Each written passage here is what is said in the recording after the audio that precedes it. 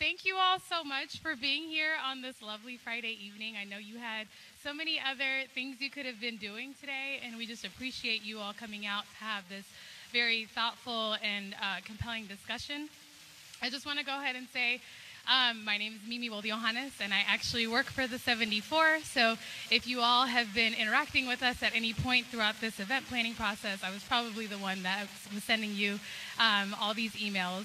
So just thank you again for being here. This, to me, means a lot, and this whole initiative is very near and dear to me just because I taught at a charter school myself, and I understand the need for flexibility and innovation in our education system, and being able to partake in these types of campaigns and initiatives is just really heartwarming to see people coming out and engage in these conversations with us, because this is a collective effort. At the 74, we're actually an education media group, and we are a nonprofit and nonpartisan organization. So honestly, I think this is just a great opportunity for us to have these candid conversations that we aren't often allotted to have these opportunities to do so. At the 74, we try and elevate all the stories and all the voices that are often going unheard and overlooked.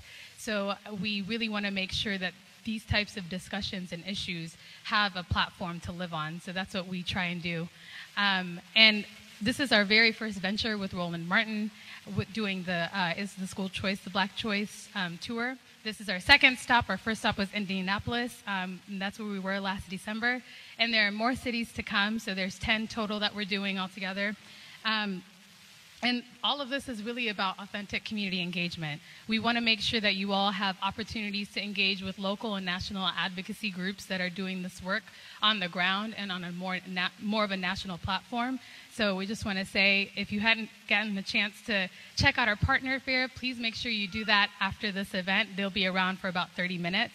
I also just want to go ahead and say, none of this would have been possible without our partners in this work, especially our anchor partners, Better Outcomes for Our Kids, also known as Book. Thank you so much. UNCF. Thank you, EdConnect, Georgia CAN, Georgia Charter School Association. Honestly, we couldn't have done this work without them. And we also want to say thank you to all of our other national and local partners that you may have also seen outside. And although some of them weren't able to be here, they were really involved in this work with us as a thought partner. And that wasn't easy, but we just wanted to express our gratitude for that. Before we to get into the actual town hall discussion, I would like to go ahead and invite Quinton Paschal. He's the president of Morehouse SGA, and he's going to give his introductory remarks. So let's give it up for Quinton. That was very presidential. Good evening, everyone. First and foremost, it is a pleasure to stand in front of you all. I would like to say welcome to Morehouse College. How many of you all, this is your first time here at the college? Oh, well, I extremely hope that this is not your last time. My name is Quinton Paschal. I'm a graduating senior English major, Black Studies minor. Hi. From Washington, D.C., and I have the esteemed pleasure of serving as the 87th Student Government Association President here at Morehouse College.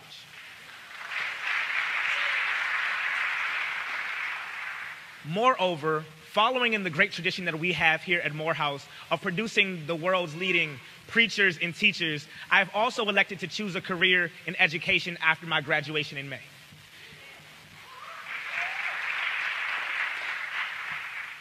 With that being said, I would also like to take a few moments to talk to you all about the importance of education, moreover, the importance of education at historically Black colleges and universities. A brief history of Morehouse College. We were founded on February 14th, 1867, 2 years after the conclusion of the Civil War, where a group of former slaves and freedmen understood the importance of education, and thus 152 years later, we were able to create and cultivate a community of over 2,000 students, always on the go, always on the move, creating the world's leading politicians, educators, lawyers, doctors, and the like. And so understanding the importance of education here is, the way that education works, essentially, is that you put in front of students figures for them to be able to aspire to, look up to, and one day hopes that, okay, I can be like George Washington, I can be like Benjamin Franklin, I can be like the Wright brothers and do all these great things that they do. And the importance of education at historically Black college and university is that we have the opportunity of showing our students Black people and Black figures have done amazing and great things in order to inspire them to do the things that they are able to do. And so we stand also with our sisters at Bennett College in their troubles right now with their accreditation. But the message that I would like to leave you all with is that HBCUs are the way that we control the trajectory of our community. It is where we do our education, it is where we do our rallying, it is where we collect our consciousness and ideas, and it is where we shape our Black community's leaders. So for all of you all who this is your first time here at Morehouse College, I certainly hope that it is not your last. I certainly hope that you come back, get to embrace some of the history and culture that we have here on campus, see the importance of education in an HBCU, and continue to give to our community. But without further ado, I would like to introduce esteemed author, journalist, and host. Ladies and gentlemen, please put your hands together for Mr. Roland Martin.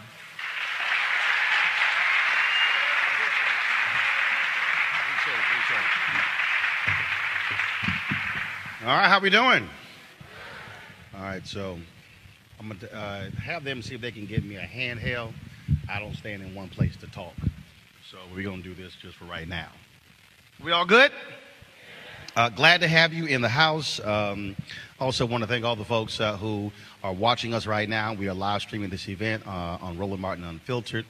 And the reason that is important is because I am a firm believer in us controlling our own narrative, which is also why my wife and I created this initiative, School Choice is the Black Choice.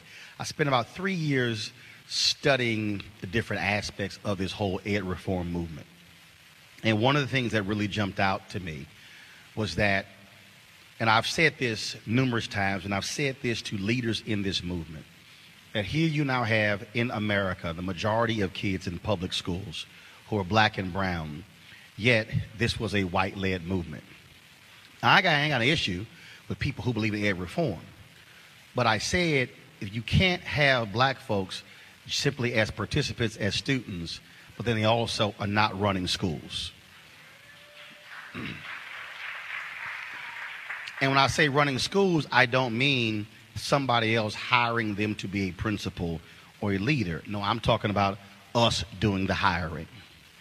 And so as I looked at this movement and I looked at what was taking place around this country, it really was about also highlighting those African Americans who are already involved. If you go to my YouTube channel, youtube.com/Roland S. Martin, click on School Choice All-Stars.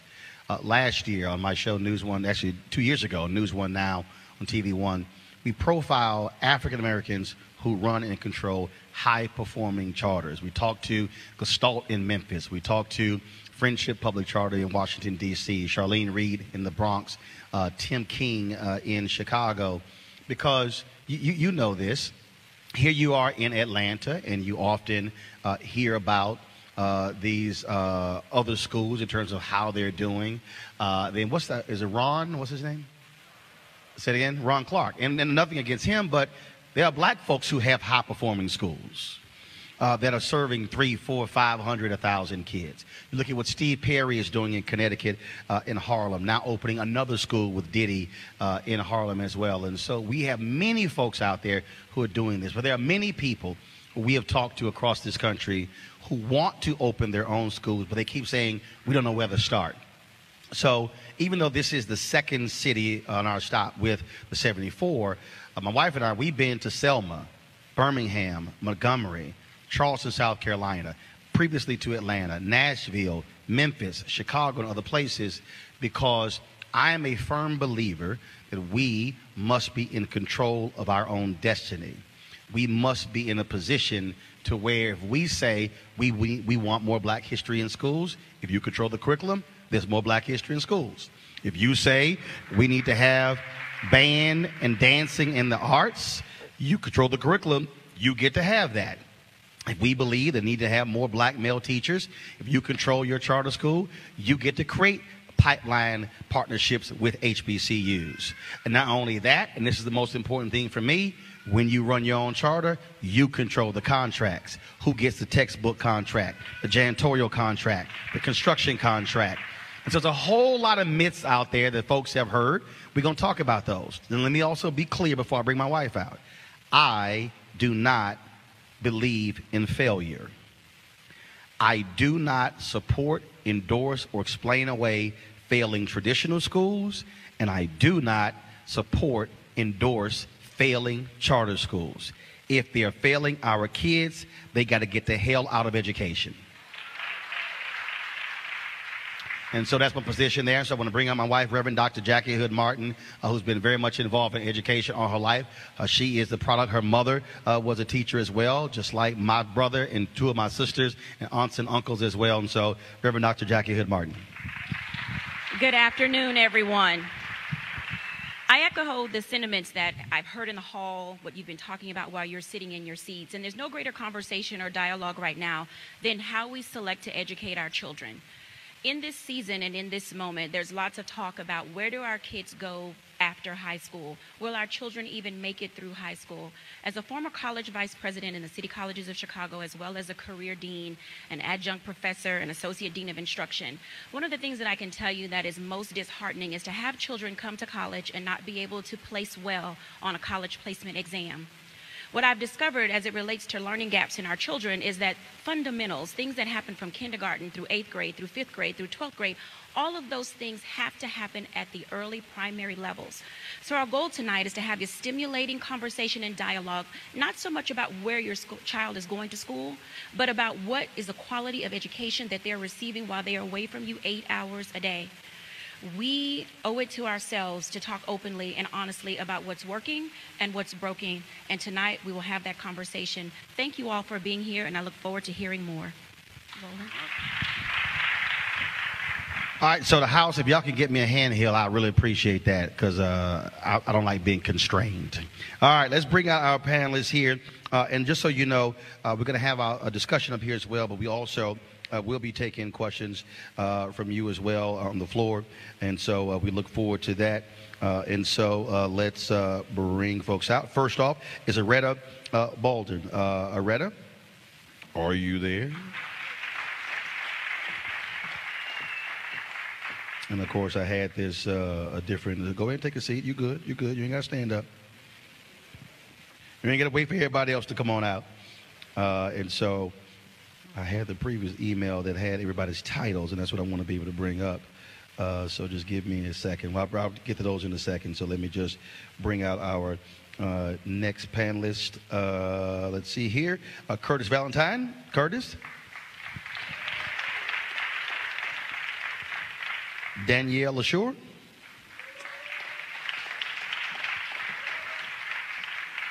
Gavin Sams. Jason Allen. Representative Valencia Stovall. There we go. Okay, there we go. Praise the Lord. All right. Yeah, I understand. I stand up on my own show. I can't do that. And I think, there we go. All right, cool. So everybody who's here. So let's do this here because I can't pull the email right now. We're going to start here. Just give your title and what you do so folks know that there's a reason you're sitting up here. Hello, my name is Reto Baldwin, and first and foremost, I'm a parent. I'm also a parent advocate, an engaged community member, and the president of my school's PTO. Good evening. Also, welcome to Morehouse College. I will start by saying I'm a 2000 graduate of Morehouse College, also an English major, like Quinton. I currently sit on the Prince George's County Board of Education in Prince George's County, Maryland. But in my day job, I'm a deputy director of the Reinventing America Schools Project at the Progressive Policy Institute. My name is Danielle Sure. I am the founder of Ed Connect, a nonprofit here in Metro Atlanta that helps to educate parents about their school choice options.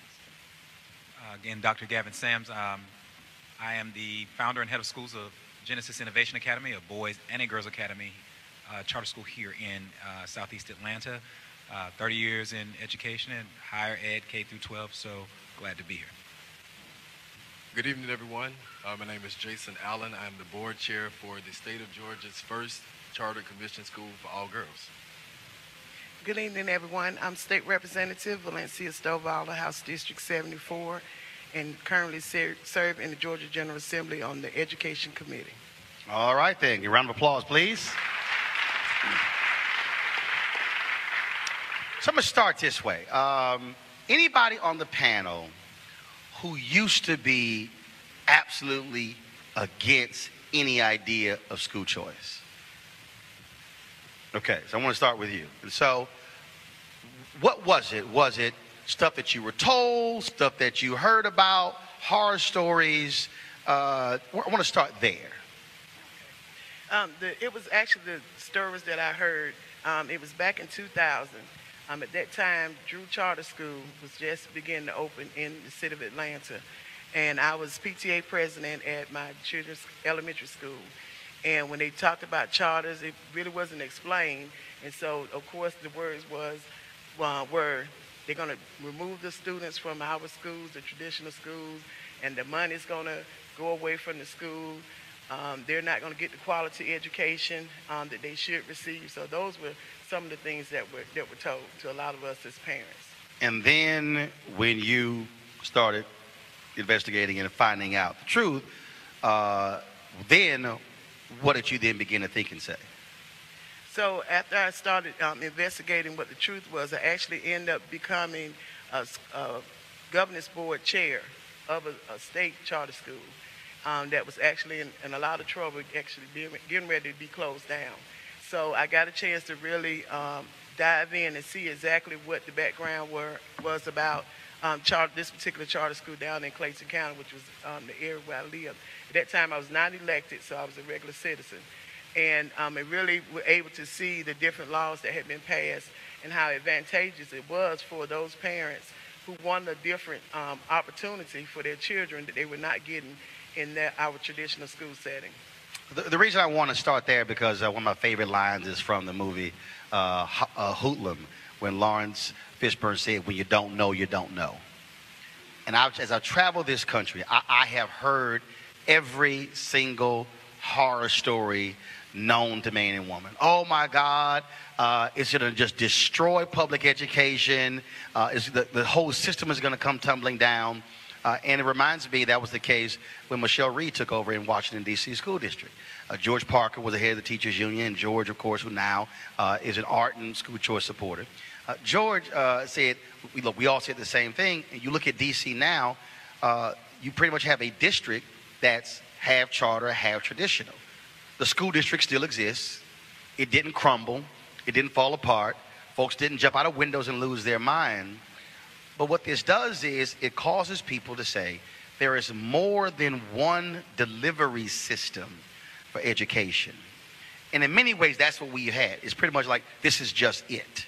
And so anybody else can jump in here, and that is, how have you also had to educate our people to say, don't just believe what one person told you, actually go and get a better understanding of what these choices are, what these options are, not just, oh, I heard this, I heard that. Anybody can jump in. Yeah, go ahead. Okay, here's the deal. Y'all ain't got to raise your hand. Wayne in class. Okay. Well, okay? You don't have to wait for me to call your name. Okay? If people start talking over each other, then I'll step in. But anybody can jump in. Go. Well, I'll say it's important we do our homework, we do our history. I think I've heard you speak on many occasions about understanding the history of education in our community, even coming out of slavery. And in many cases, we were building schools even before emancipation. When people were coming down from the north trying to educate us, they were going into very rural parts of the country and found schools already there. So I want to put a pen in it. Write this down. A book you need to get, which I know you're referencing. The Education of Blacks in the South, 1860 to 1935, by James D. Anderson.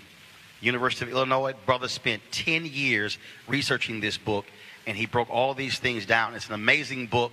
Matter of fact, he really needs to send me a check because I've mentioned that book in speeches all across the country. Yeah. I mean, trust me, he's like, wow, all of a sudden they're buying the book. But it's an absolutely critically important book to understand how black people were responsible, freed slaves, for creating public education. So I think it's important we do it home. I'll make one more point, and I'll let other people speak. I found out about 6 months ago that my family in Southern Virginia helped open what many of you who have been studying education very long ago called the Rosenwald School. Julius Rosenwald was a philanthropist out of Chicago who connected with Booker T. Washington. And Booker T. Washington said, you know, I have this Tuskegee Institute, but because of the idea that during slavery, education was the one thing you could not do to your slave, we have people trying to come into our schools and are not prepared. But if we can have schools throughout the South that prepare our students to walk into Tuskegee, we will be able to meet our mission. So over the course of 20 or 30 years, they opened up 5,000 schools. Rosenwald gets a lot of credit for that. But if you look at the data, and I'd researched my family's school, only about 1/3 of the money for the school was given to them by Julius Rosenwald. 2/3 of the money were raised by African Americans, many of whom didn't have anything. They built the school. The model for the school were created by architects from Tuskegee University. And so we have a history of school founders, and I'm glad the brothers are here, and I think Donald Hintz and those who's a Morehouse alum have been talked about. And so when we control our own narrative and we give ourselves agency, and we are in the driver's seat, I think a lot of the conversations we have about this trust in public education and this trust in curriculum goes out the window to your initial point. And so my point is, when people ask me about why I feel the way I feel about this, is because I've done my homework and I've done the research, and because these stories are direct connected to my grandfather learned how to read in a Julius Rosenwald school, and that school was built with $1,000 from the so-called Negroes of Bracy, Virginia in 1919. This is the 100th year of that school. And so we have to continue to tell our own story. When we do that, we'll become empowered to be much more engaged in this conversation. There you go. There you go. Also, so here's the deal. All throughout, I'm going to be throwing out different stuff, so you need to be taking notes. The late Julian Bond was very much the last thing that he was involved in before he died was the promotion of the documentary on Rosenwald in those schools, because he attended one of those schools. And so you should be able to seek that documentary out as well. So it's a great documentary. All right, anybody else? Go ahead. Yeah, I think one of the things that we need to remind ourselves is innovation may be the issue here. So competition and choice and all those things typically in any industry spur innovation. So for the longest time, I would ask people, what was the last innovation you saw in education for the last 50, 60, 100 years? Nothing has really changed. So when people said, well, why would you do this? I'm saying, well, because what we're doing isn't working. And if it's not working, let's try something. This was never about competing to, as was said, to beat down traditional public schools. It was to create a space where you could try things that traditional public systems simply aren't allowed to do. It's not because of the superintendents and the principals and the teachers. There's an overarching structure, usually at the state level, that doesn't allow a lot of innovation. It's just as we go. So the great thing about a charter in controlling our own destiny, so to speak, is we get to try something to do things that districts cannot do. So this is my second time around doing single gender. It's not everybody's cup of tea. But however, when you have situations where we look at our community, we say, hey, our young men are really struggling, really, really struggling. Of every demographic group, they're at the bottom. Maybe one option is to figure out what they actually need, what will actually work for them, separate and apart from everybody else, because they may have unique and special needs in our community. We get to do that. Traditional public schools struggle with that. But every school, Ivy Prep did the same thing, but other schools try something unique and innovative. Interestingly enough, the city of Houston, the district of Houston, their superintendent won Superintendent of the Year because he infused practices that were learned in charter schools, and he put them in Houston public schools. Dr. Kostarfin has used several things that have been learned in charter schools, and she is now using them to try to change the dynamic in Atlanta public schools. So it's about figuring new things out and learning and trying something new, because the old stuff didn't work. And let me also say this when we talk about this idea we have this idea of black innovation education. Those of you who are older, how many of you remember the CBS movie of the week starring Cicely Tyson on Marva Collins? Okay. If you were black, you all crowded around the television when that movie came on. I got the DVD right now. And when we talk about education, folks talk, oh my God, Marva Collins, Marva Collins, Marva Collins. Well, Marva Collins was frustrated with the Chicago public school system. And Marva Collins went out and created her own school. At that time, you really didn't have the expansion you have right now of charter schools. So it was a private school. one of the issues that they had is that as they kept going, many of those parents on the west side of Chicago and south side, they couldn't afford to send their kids. And then when she eventually retired, her daughter took that school over. And again, they had dwindling population. Then when they closed their doors, it was pretty sad because shortly thereafter, her daughter committed suicide. And I remember when my wife and I took over raising 6 of my nieces, and 2 of them were 3 grade levels behind. I said, I need to find somebody who can help me understand how to get them caught up. And I tracked down Marva Collins. In fact, she was living at the time I think it was in Augusta. And we had a great conversation. And this was a sister who, through her Socratic teaching method, said, I could take any child who could not read at the beginning of the year and have them reading Shakespeare by the second semester. Her frustration was the existing system. And so here we have an opportunity that if you have modern day Marva Collins, and if you have a system that allows for them to be able to do that innovation, why would we say, oh no, don't do it? Because black parents are tired of sitting around waiting for the next 5-year plan for the next superintendent, then the next superintendent, then the next school board, then the next mayor. You can jump in. So I entered the public school system when my child was entering into high school. And I seriously considered committing a felony to enroll her in a school that was going to challenge her academically. Now explain that when you say, because there are different felonies. So you better whip somebody's ass? I mean... Or were you going to give a fake address? I mean, you want to break that down. So I had an address. Y'all were like, damn, she gangster. So y'all were thinking, I know. Go ahead. I had an address in a school system that I thought could service my child the way that she needed to be serviced. I could not afford, nor did I want to pay private school tuition, which is basically college tuition at the high school level. And I used the address my kid placed into the magnet program, but I shouldn't have to take my child across town. I shouldn't have to lie about where I live. I shouldn't have to make these types of choices and deal with the consequences simply for a quality education. And knowing what my kid needed, we did end up in a charter school based on her needs. And that school it's not perfect. It requires parental involvement. It requires being present, asking your child every day, how was your day? What did you learn? Yes, even at 16, you need to do that because these are adults in training. So I'm thankful that I had a choice, that I could go to school within my zip code and make a difference in my community by making that choice. How many of you have heard, go ahead. How many of you have heard of Harriet Ball? 1, 2, 3, 4. Gotcha. How many of you have heard of KIP? There is no KIP without Harriet Ball.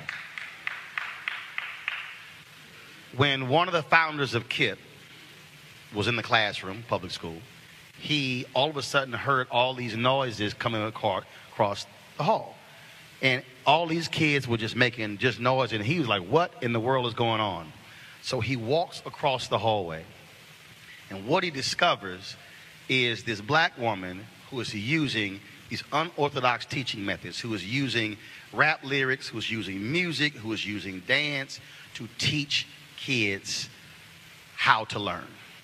It was in that moment that he was inspired to say, we got to start our own school.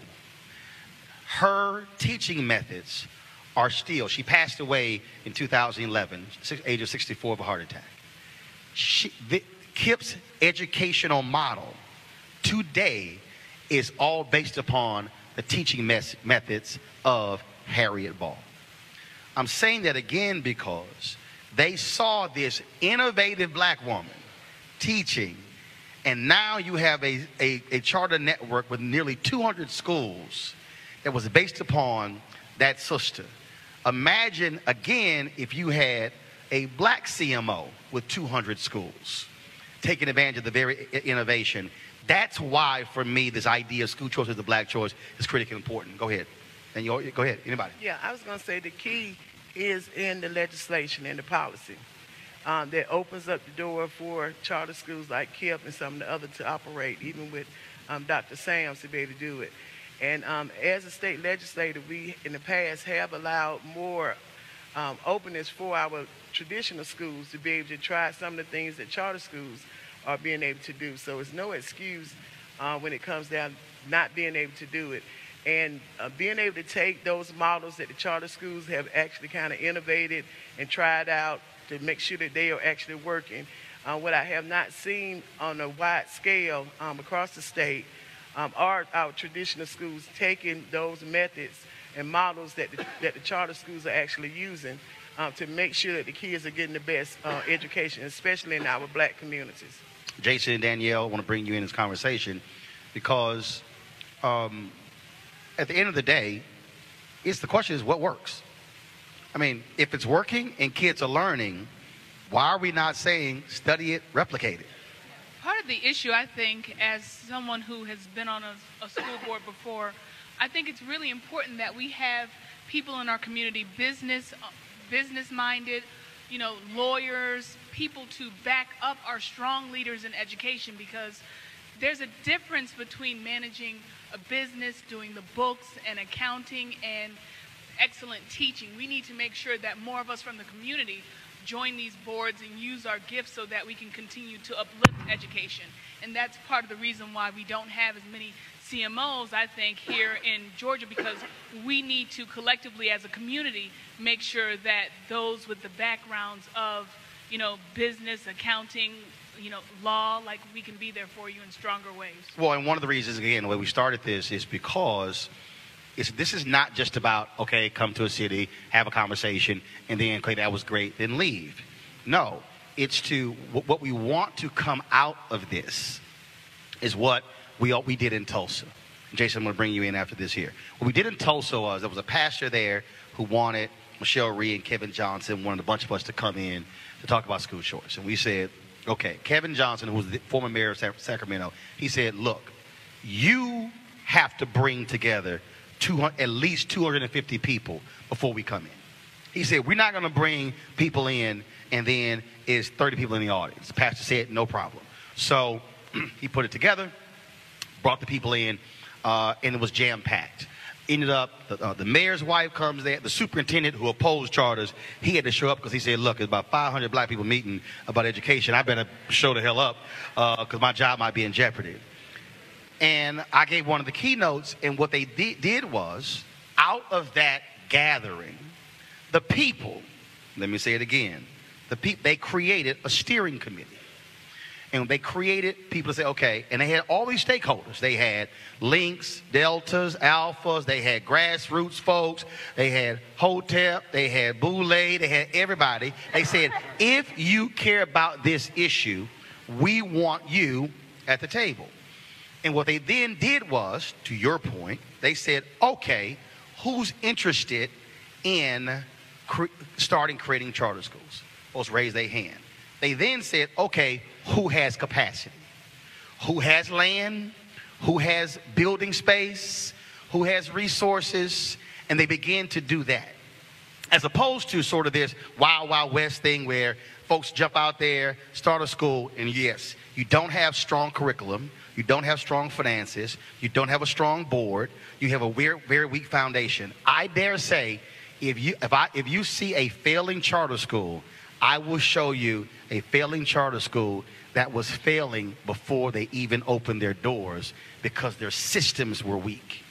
And so what this is about is inspiring folks here to say, okay, if you then create that same, let's say, steering committee, we want to be able to connect you to high-performing operators and who will serve as mentors. And that is, if you want to talk about creating a school just for black boys, visiting with Tim King and say, how did you do it? How did you start? Visiting with Steve Perry, visiting with Gestalt, because the mentorship and the partnership is critically important. Jason.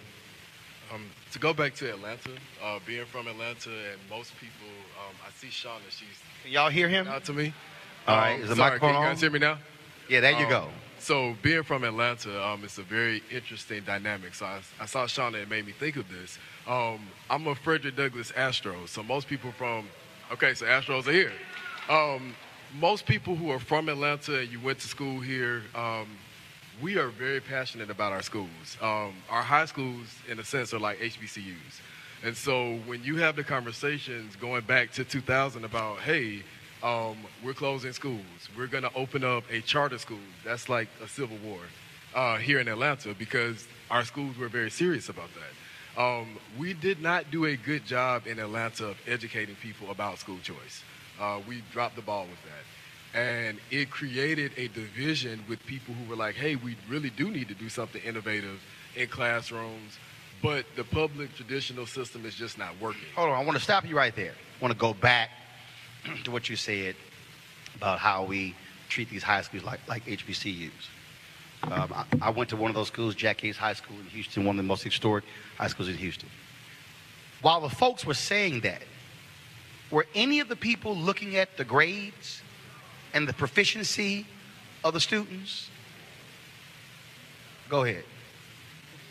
Okay, so I couldn't answer that. I was in school during that time, but no. But what were you hearing? Because so were they looking at that? Because this is what my experience is.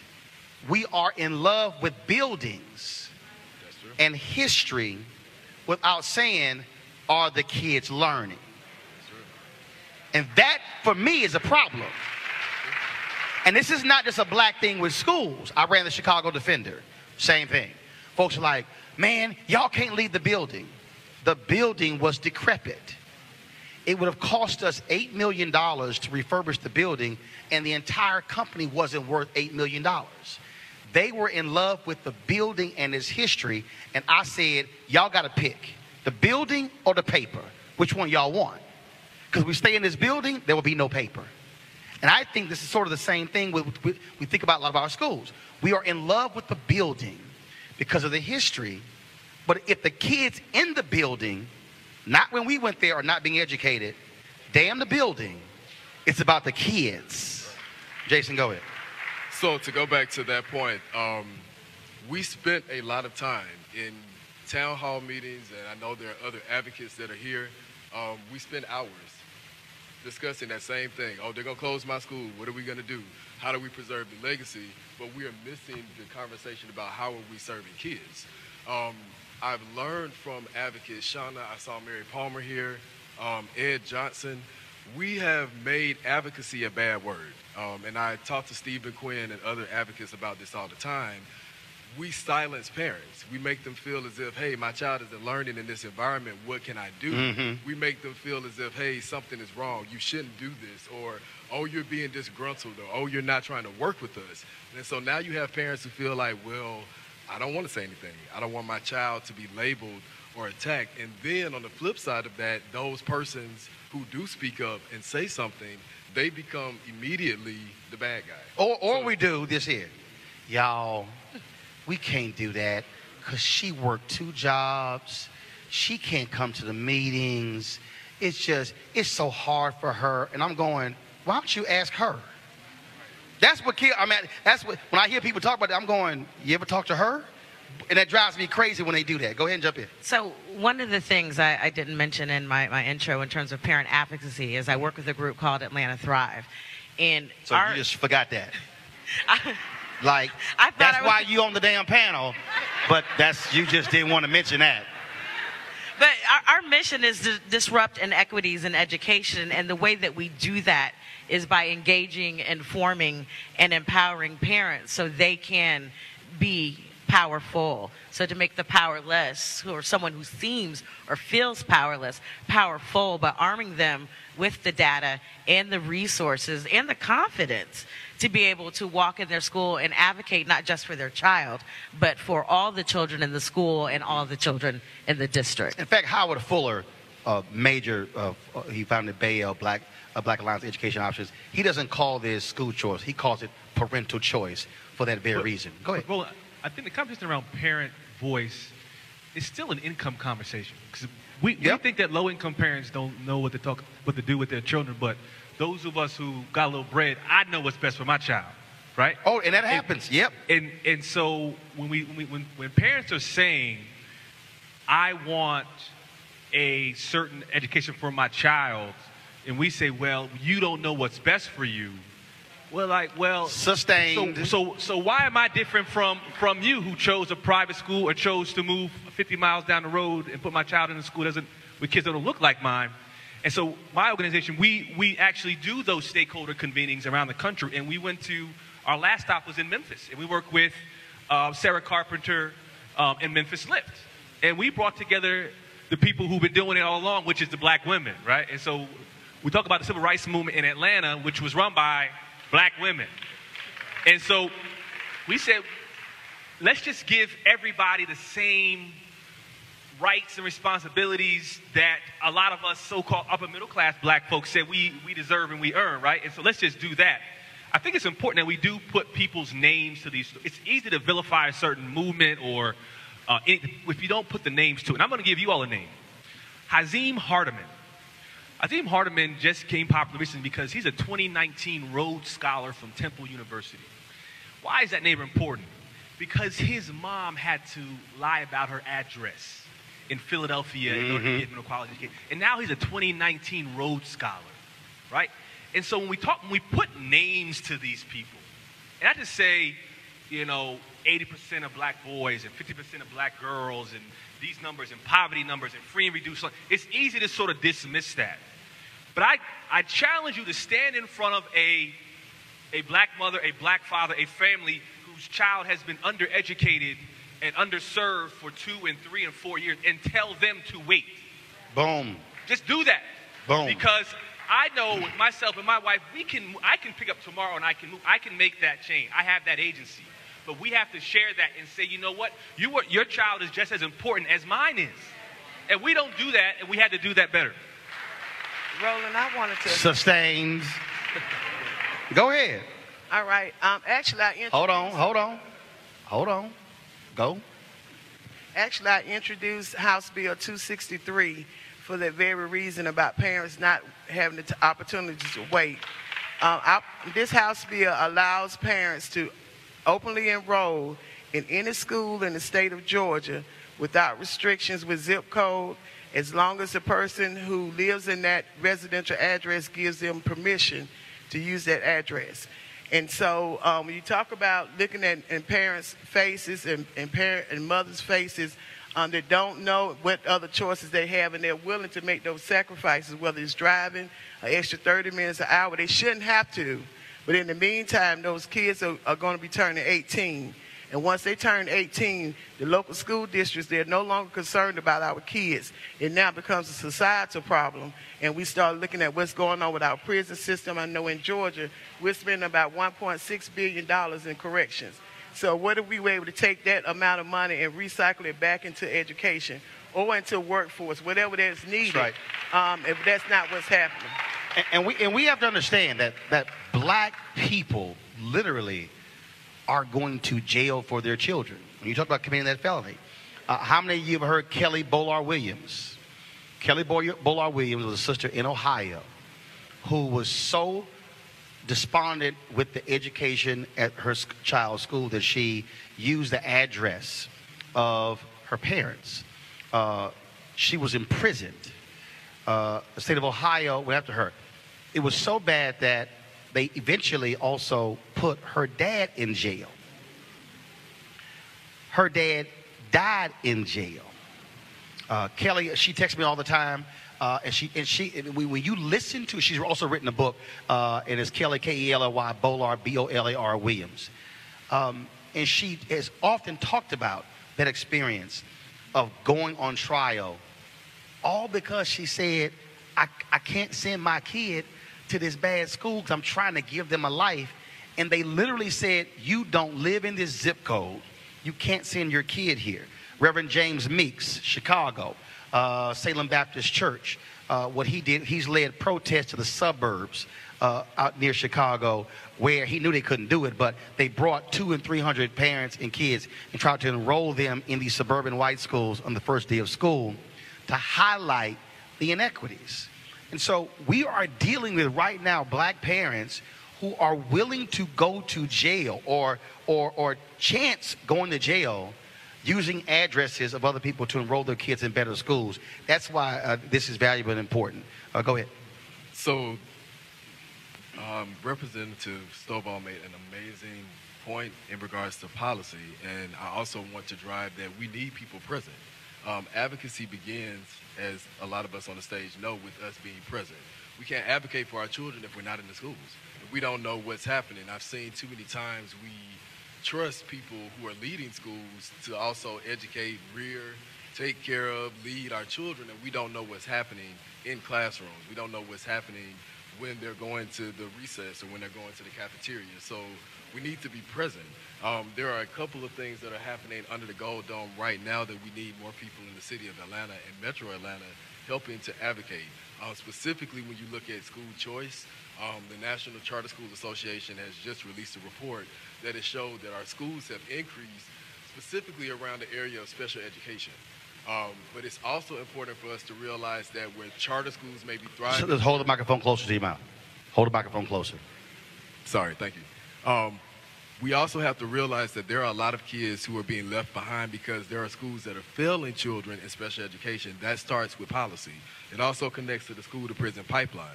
So when we're advocating for school choice, we also have to be advocating for other avenues that do not circumvent our children from not being successful. I'm looking at our YouTube live stream, and there was someone, and I'm going to find his name. Y'all know I don't play that. So H.A. White 2000 said, how about you fully fund the schools that we have? Okay. But I have no disagreement. But check this out. We had a similar event like this in Selma. On the panel, we had a member of the State Board of Education, who was an art and charter opponent. We had the Alabama Education Association, who was on the panel. And then we had a sister who was the first black female athletic director of a Division I school. This is what she said. She said, because of the education rates in Selma, I will not send my scouts to even scout your athletes because the likelihood they cannot make the grade. She said, we are seeing black students losing scholarships because they can't meet the NCAA academic requirements.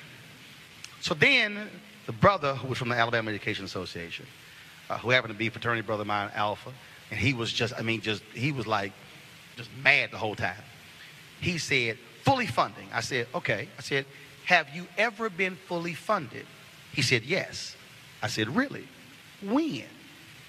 So he told me the year. I said, what were the proficiency rates of the students when you were fully funded? He says, higher than they are now. I said, that's not an answer. I want to know what was the number. And we went back and forth, back and forth. And there was a sister in the audience who said, I got it. She pulled up her head up on her phone, and I walked up, I said, what were the numbers?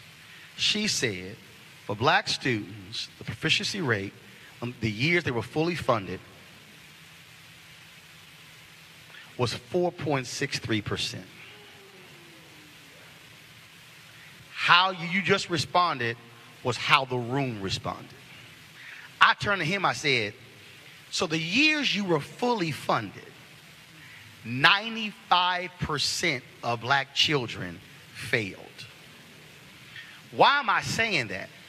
Because we think, because we've been told, that the answer is to fully fund. But here's what we don't know, and you run a school, please jump in here. If you understand education, the allocation per student is not going solely to the student.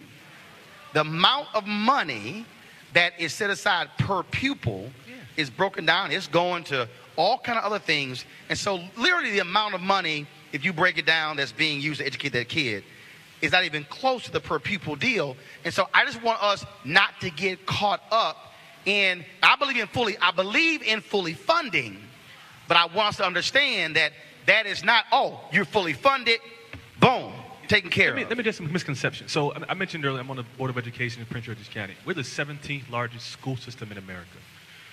Our budget is $2.8 billion with a B. 130,000 students, 210 schools.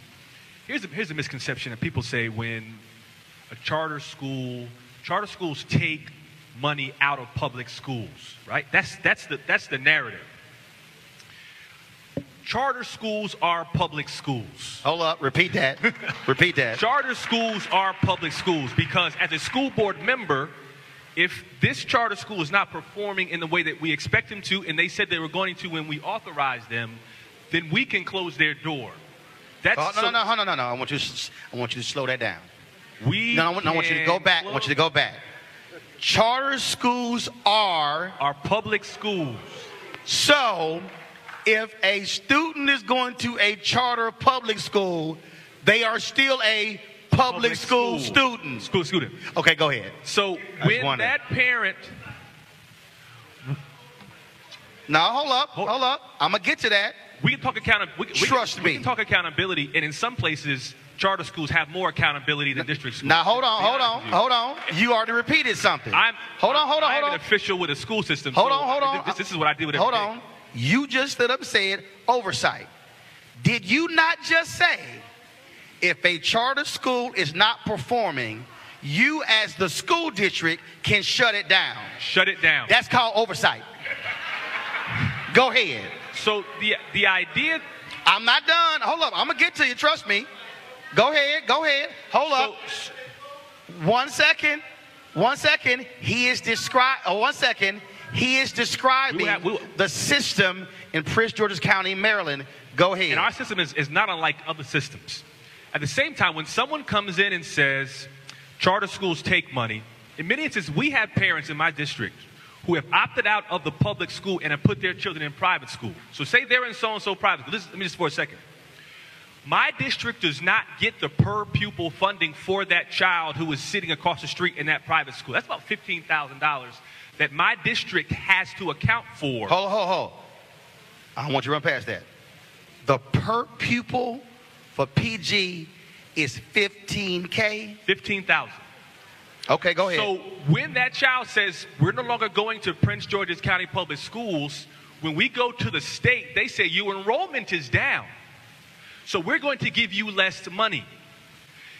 But if a parent says, because of this school, because of what you do differently, because of what I'm seeing happening, we want to bring your child back into the school system, that $15,000 comes back. Now, our system will give not a whole $15,000 to his school. We may give 70% to his school. So maybe he's getting more like 12.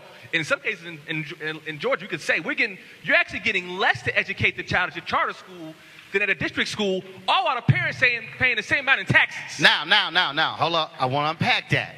Because again, if you don't know the rules, most charter schools, based upon state laws, Representative, are not allowed to use any of the funds for buildings or construction. Or transportation. So 1 second. So you have a charter school that in many cases is getting less per pupil, and that charter school cannot use any of that money to the facilities, transportation that a public school can. So when a traditional district builds a new school and drops $80 million on a new building, they can use district money for building, for buses, for transportation, but the charter can't. Go ahead. 1 second. No. Brother, hold on 1 second. Point is this. Hold on 1 second, bro. I'm walking you through stuff because here's the piece. You might know, but they might not know. The point of this is to fully walk them through. He already said if you shut a school down, what happened with the kid? That's the next question. And so I'm walking it through because the point of this is for folks who don't know, because there are a number of misconceptions. So if you shut a school down, charter school down, what happens to students? Last point. Go ahead. So the 30% of the money we withheld from his charter, we keep, and we're keeping that 30% of 30% of the money we didn't have yesterday because that child was in a private school to begin with. Does that make sense? Like, because they came in, we're getting resources that we didn't have before as a district, all while only giving 70 cents on a dollar to him to educate him. So at this point around where they go after that. In many districts, if a charter school, for example in Washington, D.C., is not doing well, they will go through a process of giving them a year or two with an action plan of saying, hey, you said you were going to do this in the amount of time with the resources we gave you, which is, again, a fraction of what we do when students are in our district schools.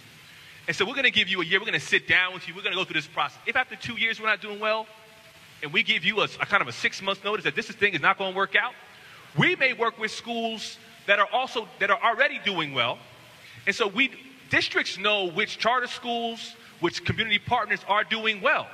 And so they will identify that partner. It may be KIPP, it may be Friendship. Friendship Charter Schools is getting phone calls from districts around the country. Yes. Please come to Arkansas. We have a charter school that's not doing very well. Yes. We're about to close. Can you come and take it over? And he says, well, what happened when you take it over? What happened to the mamas and the papas? They don't have to be displaced.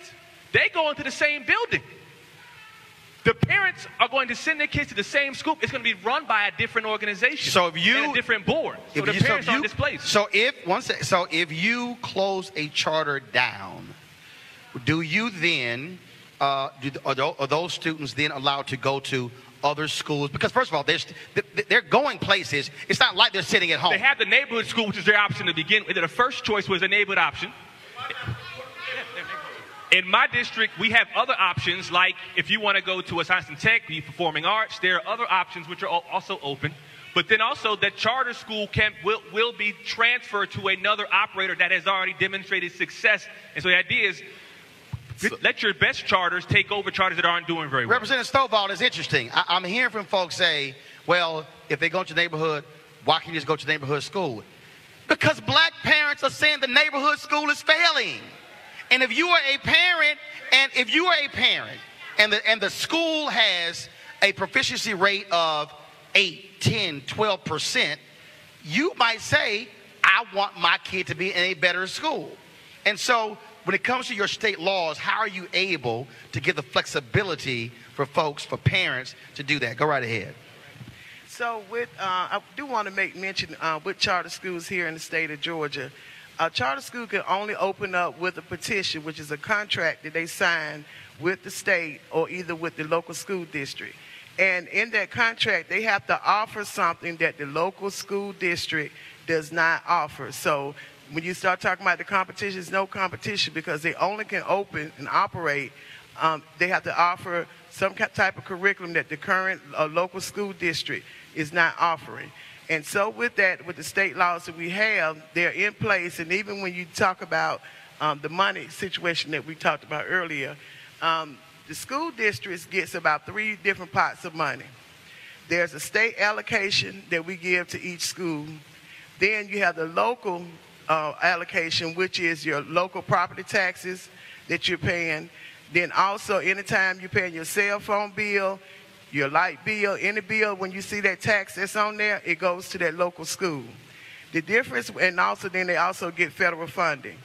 The difference when you talk about charter schools, and we have 2 types of charter schools here in the state of Georgia. One is locally authorized, which means your local school district actually gives permission for that charter school to operate up under their umbrella. But they still have the flexibility to do things, but they don't, a lot of times, don't get the maximum amount of support from that local district as well. Then we also have what's called state commission school, and that's what the legislation that was passed, which was a constitutional amendment that was passed back in 2012 that allowed for another authorizing agent to be able to open and allow for charter schools to be able to operate on the state commission. The difference with the funding is that the state commission schools do not receive local funding. All of their money comes from state allocation. And so that makes it hard. And another thing I did want to make sure that everybody understand is that when charter schools are opening up, they cannot choose which students can attend the charter school. They have to take everyone just like our traditional schools. The difference is the lottery system. And the reason the lottery system is in place is because when they begin with the petition, they have to tell how many students they're going to take in the first year, second year, and third year. If our legislation was open enough to be able to allocate whatever money was needed, just like with your traditional schools, they don't have to tell the state how many they're going to have. They just know that that money is there. But if we were able to change our legislation to allow for money to be allocated to those charter schools, they wouldn't have to have a lottery system. And Representative Stovall, here's what's interesting. Because again, when you listen to people who throw stuff out there, and somebody just did, they cherry pick. You just said you can't do that. You just said there's a lottery system. Explain the lottery system. Okay. So I will say Gavin's school. So say, for instance, when Gavin decided that he's on him and his team. Hold on 1 second. Gavin, you have a school. Yes, sir. Is it a lottery? Yes, we had a lottery, but now, hold on. Go ahead and explain the lottery, since some folks say you cherry pick. I can win the lottery. So what happened with us in the beginning, if you start off, some of your applications will come in and it's first come, first serve. If you 1 second, let the man talk. If you have way more applicants than you have spaces, you have to have some kind of random selection process. If you don't and the state finds out, they will shut you down on that one. If they, at minimum, they will give you some serious repercussions. So how about this, Gavin? How many spots do you have? So in any grade in each school, we will have 40 spots. 40 spots. Because we don't have that many rooms. And right? how many applications do you typically get?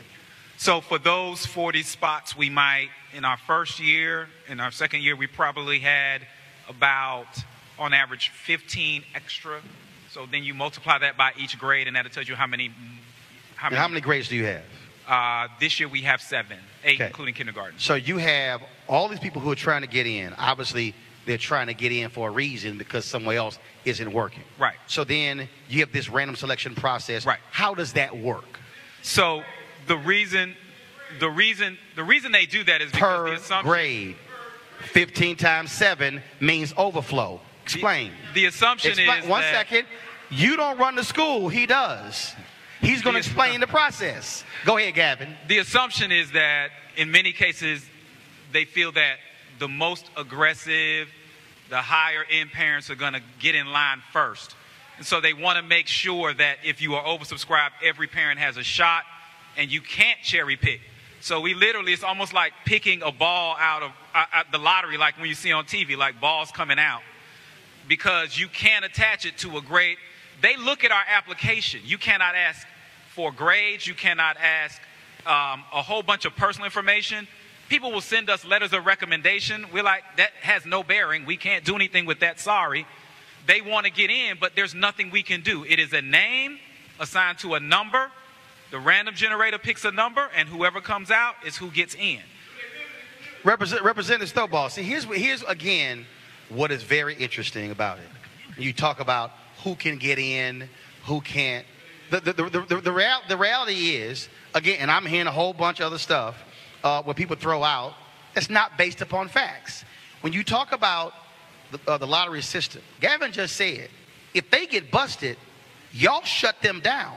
They are out of business. But go ahead, I'm going to go here. Representative Stovall, then here. Yes. So with charter schools, we do have a lot of oversight over charter schools. Versus your traditional schools, those schools usually do not close down. They can be poorly performing for years and years and years, and they still operate. When a charter school, because of that petition, which is a contract that they sign, they agree that they're going to offer these types of curriculums to these type of students. And when they don't do that, the oversight that's on the state level can come in and close the school down. That means they will put the locks on the door. They will liquidate whatever the school desk or whatever the equipment they have is liquidated. And you know, I look at it as if we were able to do that to our traditional schools when they're not performing, being able to go in and close them down and not leaving that authority on our local school board, I think we'll see a lot of changes going on in our school because they're comfortable. They know that those schools that are zoned, children that are zoned in their district have to attend that school. Curtis. Roland, if we're not going to have a conversation based on facts, it's going to be hard to really get to the next level. No. We only deal with facts. I don't deal with the idea that folks making up stuff. The idea that charter schools are cherry picking is a false narrative. Here's a data point that will kind of speak to this. If you look at most large school districts in America, and you look at the percentage of students who are in charter schools who are from low-income backgrounds, and those who are in a district school, oftentimes charter schools are educating populations, their enrollment of students who are low income or of students who have IEP is higher than the district average. And so the idea that a charter school would cherry pick students that society has, not us, is harder to educate just doesn't make a lot of sense. Many places you have, in my district and others, we have what we call a universal enrollment system, which means you have a number of charter schools and some other schools that may, in some instances, innovation schools or autonomous schools. And so parents apply to a central location, which is often run by either the school district or another authority.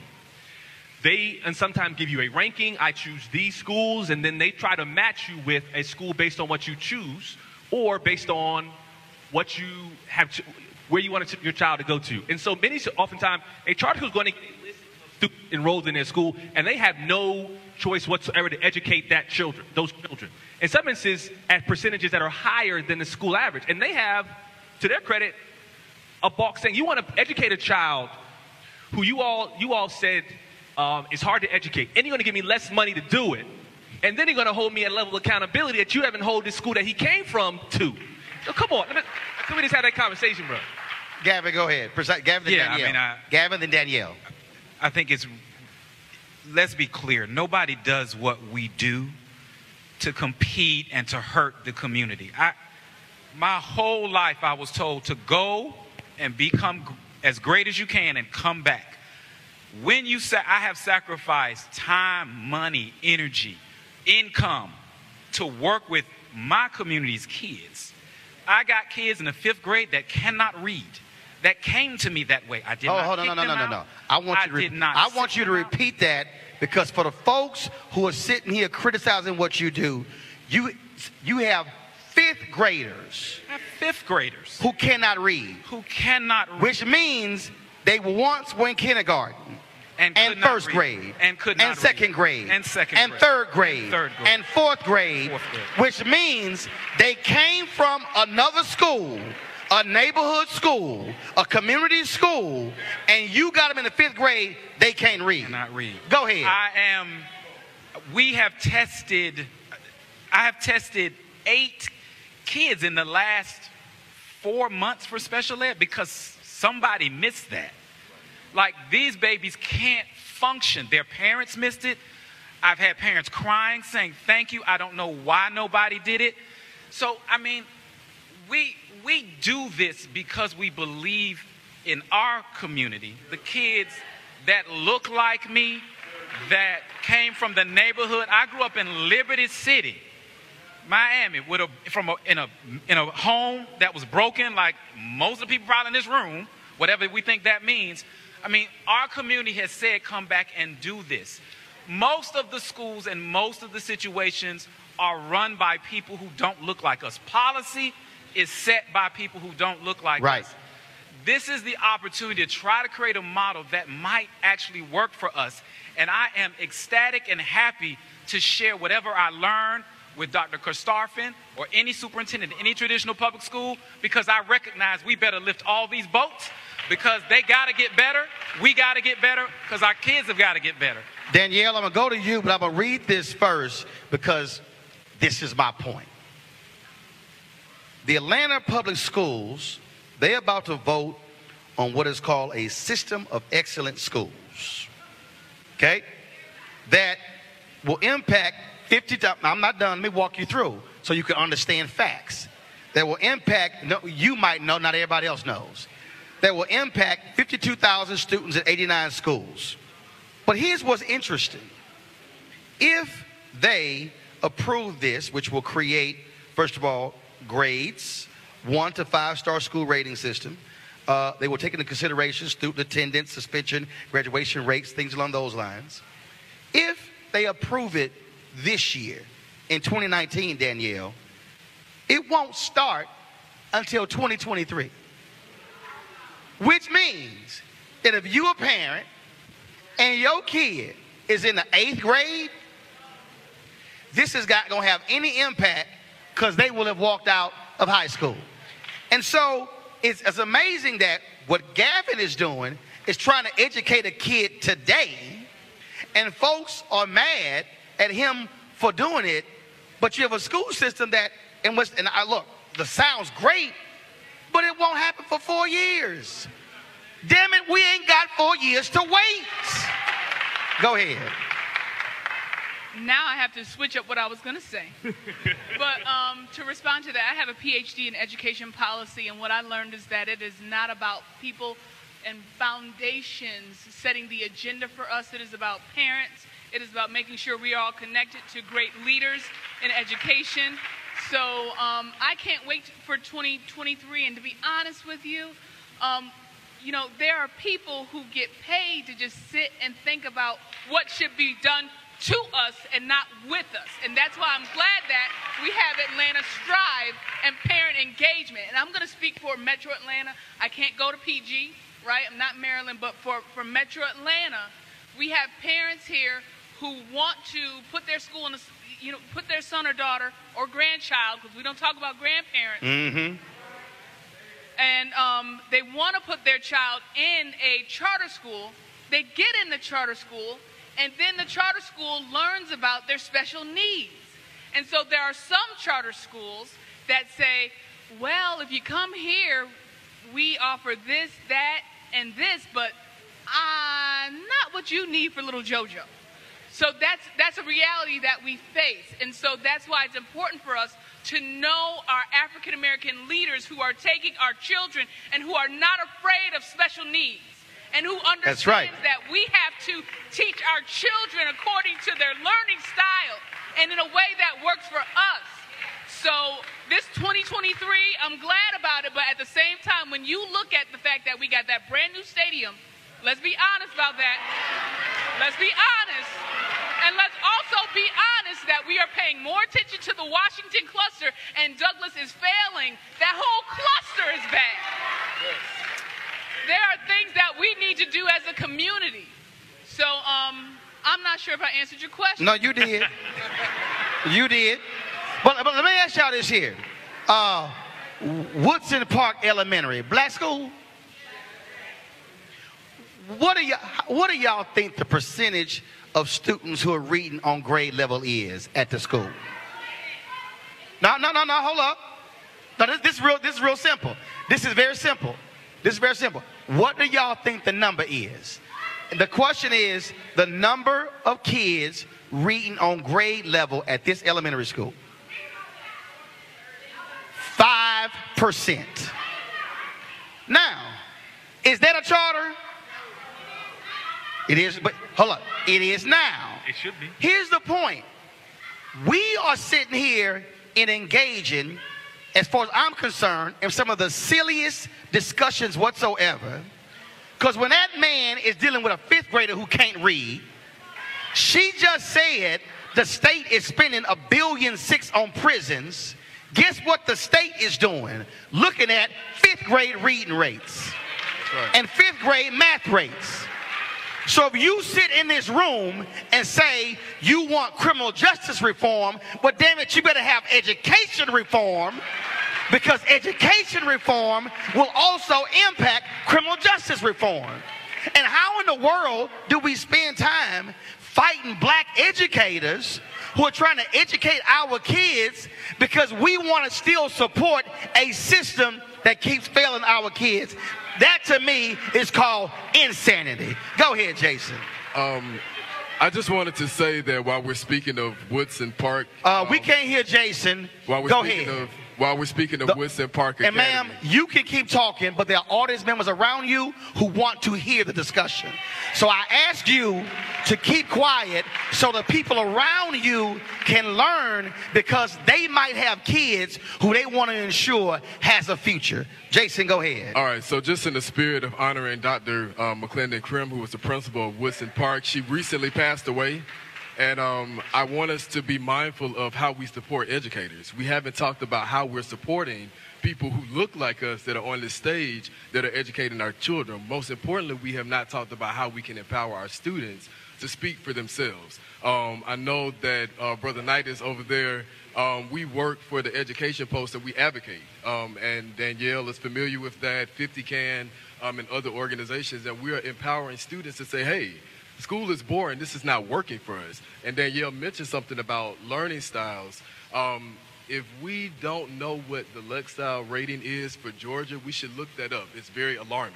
The other thing that is alarming is special needs. When we look at special education across the spectrum in Georgia, most children who are black and brown are suffering. I have about 83 sixth graders on my caseload who have special needs. Most of my black boys' IEP goals are not even complete. They have BIPs, which are behavior intervention plans, and all of the districts are focusing on their discipline, but they're not focusing on how to teach these black and brown children.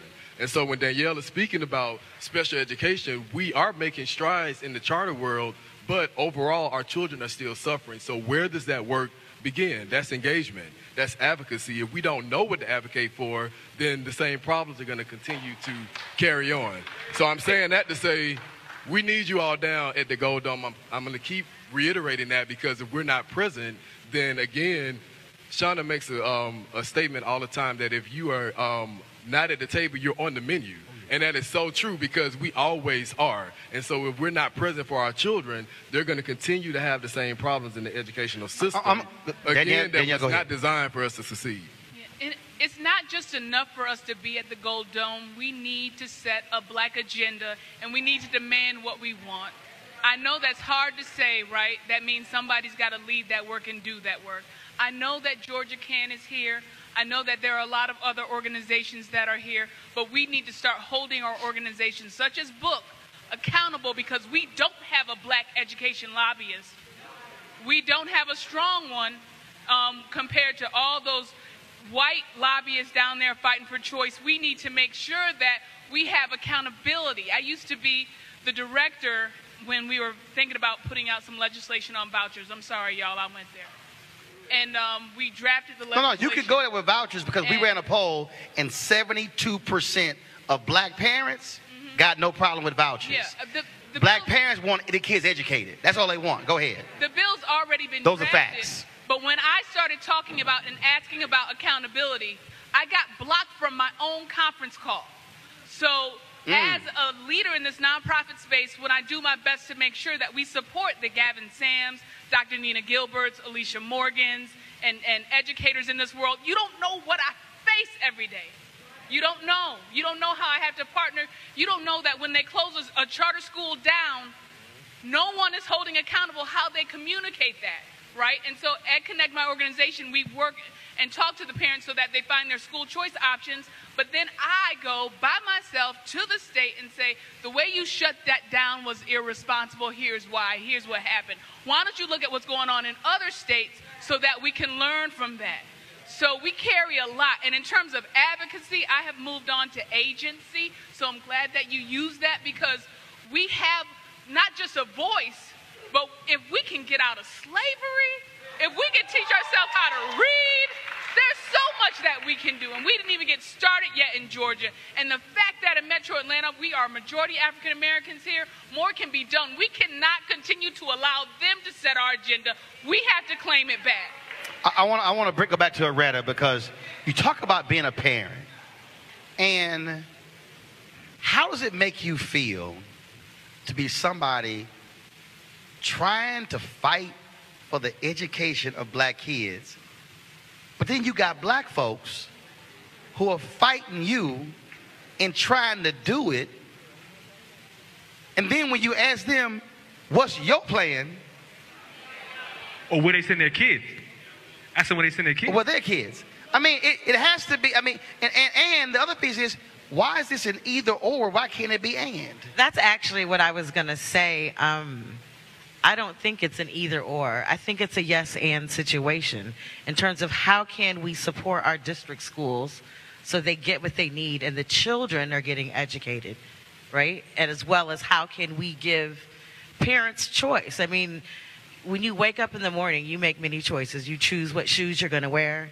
You know, you choose the outfit you're going to put on. I mean, you choose the way you wear your hair. Why can't you choose how you want to educate your children? In fact, I'm about to really get in somebody's seat right now. Oh. What campus are we on? The house. Morehouse. So of all the folks who say they don't like taxpayer money going to charters which are public, how many of y'all realize that when you get a Pell Grant to come to Morehouse, Public money. taxpayer dollars is being used to fund a private college? How many of y'all like Spelman? Last I checked, Spelman is private. So if you get a grant from the federal government to go to Spelman, that means taxpayer dollars are going to support a private college. No, there's not more to it. No, it's very basic. When you make the argument, because see, it's very interesting that if you have Medicare, here's the deal, health care. If you have Medicare or Medicaid, the government does not require you to only go to public hospitals. You are using taxpayer dollars to go to private hospitals. And so it's interesting to me that, and here's the other thing. When I was in New Orleans, we did a special. Y'all can go to our YouTube channel. I loved it when people were like, "What? We need to have a school down the street." I said, "Okay." I said, "I understand your point." So I ask y'all, when you go to your favorite restaurant, is it in your neighborhood? No. I ain't done. I'm not done. When you want to go to the movies, is it actually in your neighborhood? When you want to go dancing or partying, is your favorite spot down the street? When you want to go shopping, is your favorite store down the street? So it's amazing to me how we'll drive to our favorite restaurant, we'll drive to our favorite movie spot, we'll drive to our favorite club, we'll drive to the favorite shopping center, but then we'll get an attitude if we say, how far do I have to go to ensure my kid get a better education? I'm just trying to understand, what are your values and priorities? Because if you drive 20 miles to go to a club, damn it, 2 miles to find a better school, to me, for my child, ain't that bad. But go right ahead. That's just me. So go ahead. The good brother, he mentioned Douglas High School. There's also an outstanding high school named after, anybody who went to Mays? Anybody went to Mays? Mays High School, named after pretty much the architect of the civil rights movement, the president of Morehouse College, who was a mentor to Dr. King. Benjamin Eliza Mays spent his life as president of Morehouse College. And when he retired, what's the first thing he did? He ran to be the chair of the school board. And you think, after everything he had learned from being the president of this institution, he said, like many people in that stage in their life, saying, where am I going to spend where's my time the most valuable? The Atlanta area sends more students to Morehouse College than any other area in the country. And so I think Dr. Mays said, if I want Morehouse to be around for this guy named Curtis Valentine, who might come down the road 20, 30 years from now, or someone in the Atlanta metro area, then maybe I need to improve the school system to create this pipeline into our HBCUs. And so I think we have to put that into context. And I want to say just, if we leave here and people don't advocate for change, not just through not through retweeting something or getting a selfie with his brother afterwards and say you were here, which many of y'all gonna do. I think the idea is that how many of you all are voting, and many people in the room are gonna say you do, because I'm kind of preaching to a choir, I can tell by the tone. How many people vote in school board elections? I know you will. I said I know y'all, but we're talking about in most places in the single and teens. Most people cannot tell you who their school board rep is. Many people can't tell you who their state legislative rep is, or who the city council, or what district they live in, or the fact that they may live in one district but send their kids into it or work in one. And so we have to get to the point where we didn't just come out here for an exercise and you said what you said, I said what I wanted to say, you felt better because you got it off your chest. I came here, I got my selfie too. I went back and everybody said, Kurt, man, you doing your thing. No. The beauty of the civil rights movement was they changed laws. Boom. Unless you are changing laws and unless you are disrupting things, people are fine with us barking and making these comments because you ain't hurting nobody. Let me tell you something like this. I love Black Lives Matter, but stand your ground is still a law in Florida. Yep. We still have laws that the Koch brothers are still advocating for-profit prisons, voting rights taken away from each other. We have more states that have stand your ground laws now than they had when Trayvon Martin was killed. Let's talk. We have to put our time and our resources where the power structures. You have a doctorate in public policy right here. We don't have a lot of time to be spending time trying to figure out what door to knock down and where the policy. She could tell you who to talk to tomorrow. You get 1,000 calls to these two people, you will change the law. Don't call everybody. You vote, you knock on doors. When things happen, a hearing happens, you knock down the Memphis lift. They send hundreds of people to these school board meetings. Yep. And I'm a school board member. When we see that list of people who come in to talk, boom. We have a conversation before the meeting. Hey, man, we got 100 people coming out talking about this issue, man. There you go. What are we going to do about this? Because I got calls, you got calls, you trying to get reelected, you trying to get reelected. What are we going to do about this? Make some people afraid, because when you barking and when you getting your retweets. Come on, Doc. I ain't afraid of that, man. Come on, Doc. Y'all don't scare me. Reto, go ahead. What scares me is policy change. Otherwise, we just out here and we had a good time, and I had some good time with my black folk, which I love to do, but I want us to go for another level. I want people to get upset with this. I want you to jump in. So I got some audience questions. Go ahead. We understand that people equal power, and I want to invite all of you out March 2nd to Washington Park at 11 o'clock. Say it again. I want to invite all of you out to Washington Park at 11 o'clock so we can engage, inform, and empower and make a change, because people equal power. Hold up. Now, I need you to give them like a contact, a website or a number or email. Okay, so you can find us on The Atlanta Thrive on either Instagram or Facebook, The Atlanta Thrive. And you can also visit us at the table out front. We'll be out front. There you go. Representative Stovall, here's a question for you. Do you feel the state of Georgia will replace its public schools with charters? And what happens to students who are not allowed into charters? I think we addressed that earlier, but I'll go back over it again. For this, charter schools are public schools. And the definition that you can always use is that there's no tuition charge for any student who attends a charter school. And that is the definition on how you're able to determine whether a charter school is a private school or a public. But in the state of Georgia, all charter schools are public schools. And it's not privatization. It's all public schools. One of the other things I did want to make mention when we start talking about school choice, it amazes me that in our traditional schools, we have magnet schools. And magnet schools are able to determine which students can attend there by the testing. And also, don't you have to apply? Yes, you do. Hold on 1 second. You have to apply to the magnet school. Yes. Don't you find it interesting how folks ain't got no problem with magnet schools, but you have to apply to get in, which means somebody's not going to get in, and they'll be rejected. Go right ahead. Right.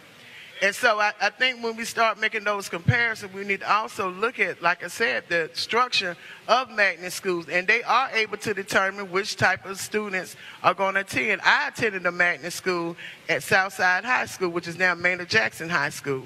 And so I had to apply to get in. I had to keep my GPA up to a certain level. And there were certain students that were in the other side of the school who could not get into the magnet school. And so that's discriminatory right there by itself, because more resources were given to the magnet school students than they were to the ones that were in the traditional school students as well. And one other thing I did want to make mention for the state of Georgia, when we talk about our traditional schools, the flexibility that we have given as state legislators to our traditional schools, and I do want to recognize former Representative Ron Mayo, who was one of the leading charge with this particular legislation, is that they now have the flexibility to decide what quality of teachers they want to have. They have the flexibility on the schools, on the classroom sizes. They had a flexibility on how they're going to spend the money. So all the things that charter schools have, the traditional schools have them as well, because that was one of the biggest arguments when the whole thing came up about charter schools, that when you all let charter schools do this, they're allowed to do this, give us the same flexibility. Well, now the traditional schools have that flexibility. So why aren't they using the flexibility? They have more money that's allocated that they're able to spend than our charter schools. So they can do the same thing so that parents don't have to travel outside of their area. But for right now, until the traditional schools step up, and some of them have, and some of them have not, but until then, what are parents supposed to do? That's the answer that I want to give. And when there are others like myself who stand out in the gap, just like with Representative Mayo and also Representative Alicia Thomas Morgan, we are ostracized by our Democratic Party. And it happens a whole lot. That we usually a few of us on one side of the line, and then we're beat up. So you all who are in support of parents having choice, you need to talk to your legislators on the Senate and the House side and let them know how you feel. Because if you don't voice that opinion, and then you wonder why the charter schools do not receive as much money as they should, it's because the legislative body is voting against it. Majority of them are voting against it, especially the black legislators are voting against it. So, hold up. I got a question. I got a question here, ma'am. Your running commentary really is bugging the folks around you.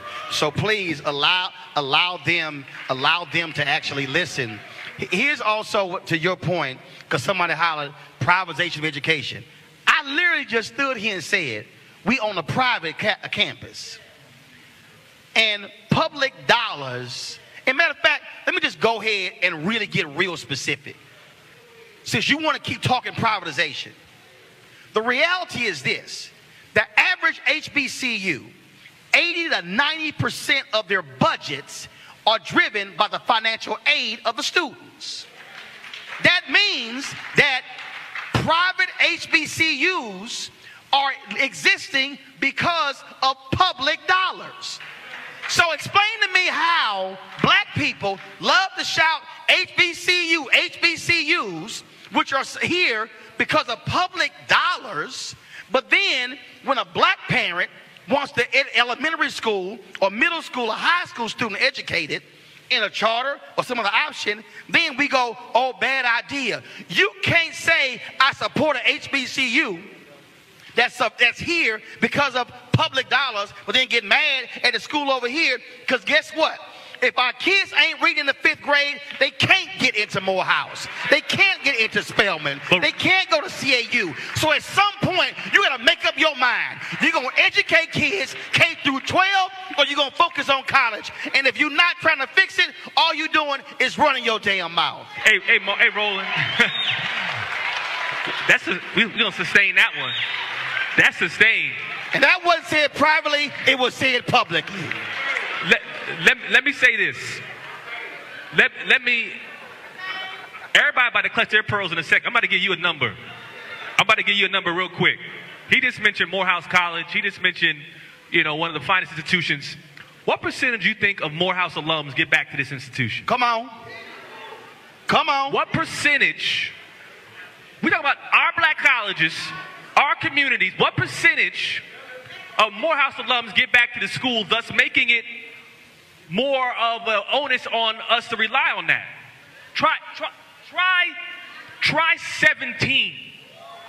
Hold on. No, y'all gonna really say something. That's high. 17%. And so she talked about black faces, black leadership. We had control of our schools for a very When every time we were fully funded and we were running our own schools, we had control up for a very long time. And when we have Morehouse men and Spelman alum, my wife is a Spelman alum, their numbers is close to it's still in the 40s. Majority of Spelman women don't get back. We went off, we got our degrees, we made a little money, went to a little community, put our kids in a little private school. And I said, what about Morehouse? What about the 83? What are 83% of y'all doing with y'all money? Hold on, you said 17. No. 83% ain't giving. No. See, y'all were like, ooh, 17. The president of the Florida A&M Alumni Association was on my show and said 5% of FAMU graduates give back. Not 1,000, give a nickel. The president of Howard. I said percentage, I ain't done. The president of Howard University said when he arrived, 3.7% of all undergraduate graduates gave. Now it's up to 10%. The Wilberforce president said when he arrived, 1% of their graduates gave. Then when he left, it was at 9%. The giving rate of the average giving rate of HBCUs is really between 5 and 8%. Claflin has the highest giving of any HBCU. It exceeds 50%. Why we right now are facing, you already know about Morris Brown. You also, all the HBCUs are withering on the vine. The reason Bennett today. The reason the Benjamin Mays example was vital was because what Mays figured out was if we do not deal with K through 12, there will be no Morehouse men. There will be no Spelman women. And so we are sitting here arguing and mad as to why this way or that way. I will say again, I do not care. You know what the balance is? Failure, not failing. No, that's no, you want balance? Fifth grader can't read. You want balance? Black kids who are in the 8th grade with 2nd grade math proficiency. Do you want balance? I just read for you the school with 5% of the students reading on grade level. Let me say something. I'm just saying. I want to speak to that. Go right ahead. So when I mentioned, charter schools are still only a fraction of the majority of most public school systems. 4%. And so I'm waking up every morning, and members of the school board in Atlanta are waking up every morning and fighting for 100% of the students, even though those in charters, those in district, and those in schools that are under their authority. And so the idea that charter schools are taking over, I think because the term charter has become such synonymous with so much passion that people, when as soon as you say it, everyone wants to gravitate towards that term. I think we should call it something else. And then have a conversation around, do we need schools that have a certain level of autonomy over doing things? Yes. Do we need schools that have a certain level of accountability that says they're not doing well? Yes. Should we have schools that have options to go out and identify additional resources so that we can give things our students need? Yes. Call it what you want. Call it Roland Martin University. I don't care what you call it. But let's give everybody the same chances that you give your child as well. Let's talk about that, because I'm fighting for not only just I got 10 charter schools in my district. I got 200 that aren't. So I'm fighting for them too, because my kids go to a traditional public school. They don't go to a charter. And my wife is a principal in a traditional public school and not in a charter. I want to give some facts. For all of them. I want to give some facts. So you have facts. Someone said, Someone said privatization. These are facts. Only 12% of all charters are for profit. 12. Okay? 65% of all charters are what are called small CMOs or single entities, largely nonprofit. Now, give me another fact. Okay? I'm not done. Another fact. 6% of students in America attend charter schools. That means 94% of kids in America go to traditional schools. So explain to me how 6% is the problem and not 94. I don't understand that. Now, I got some questions from the audience. Jason Allen. Jason Allen, of what school are you board chair?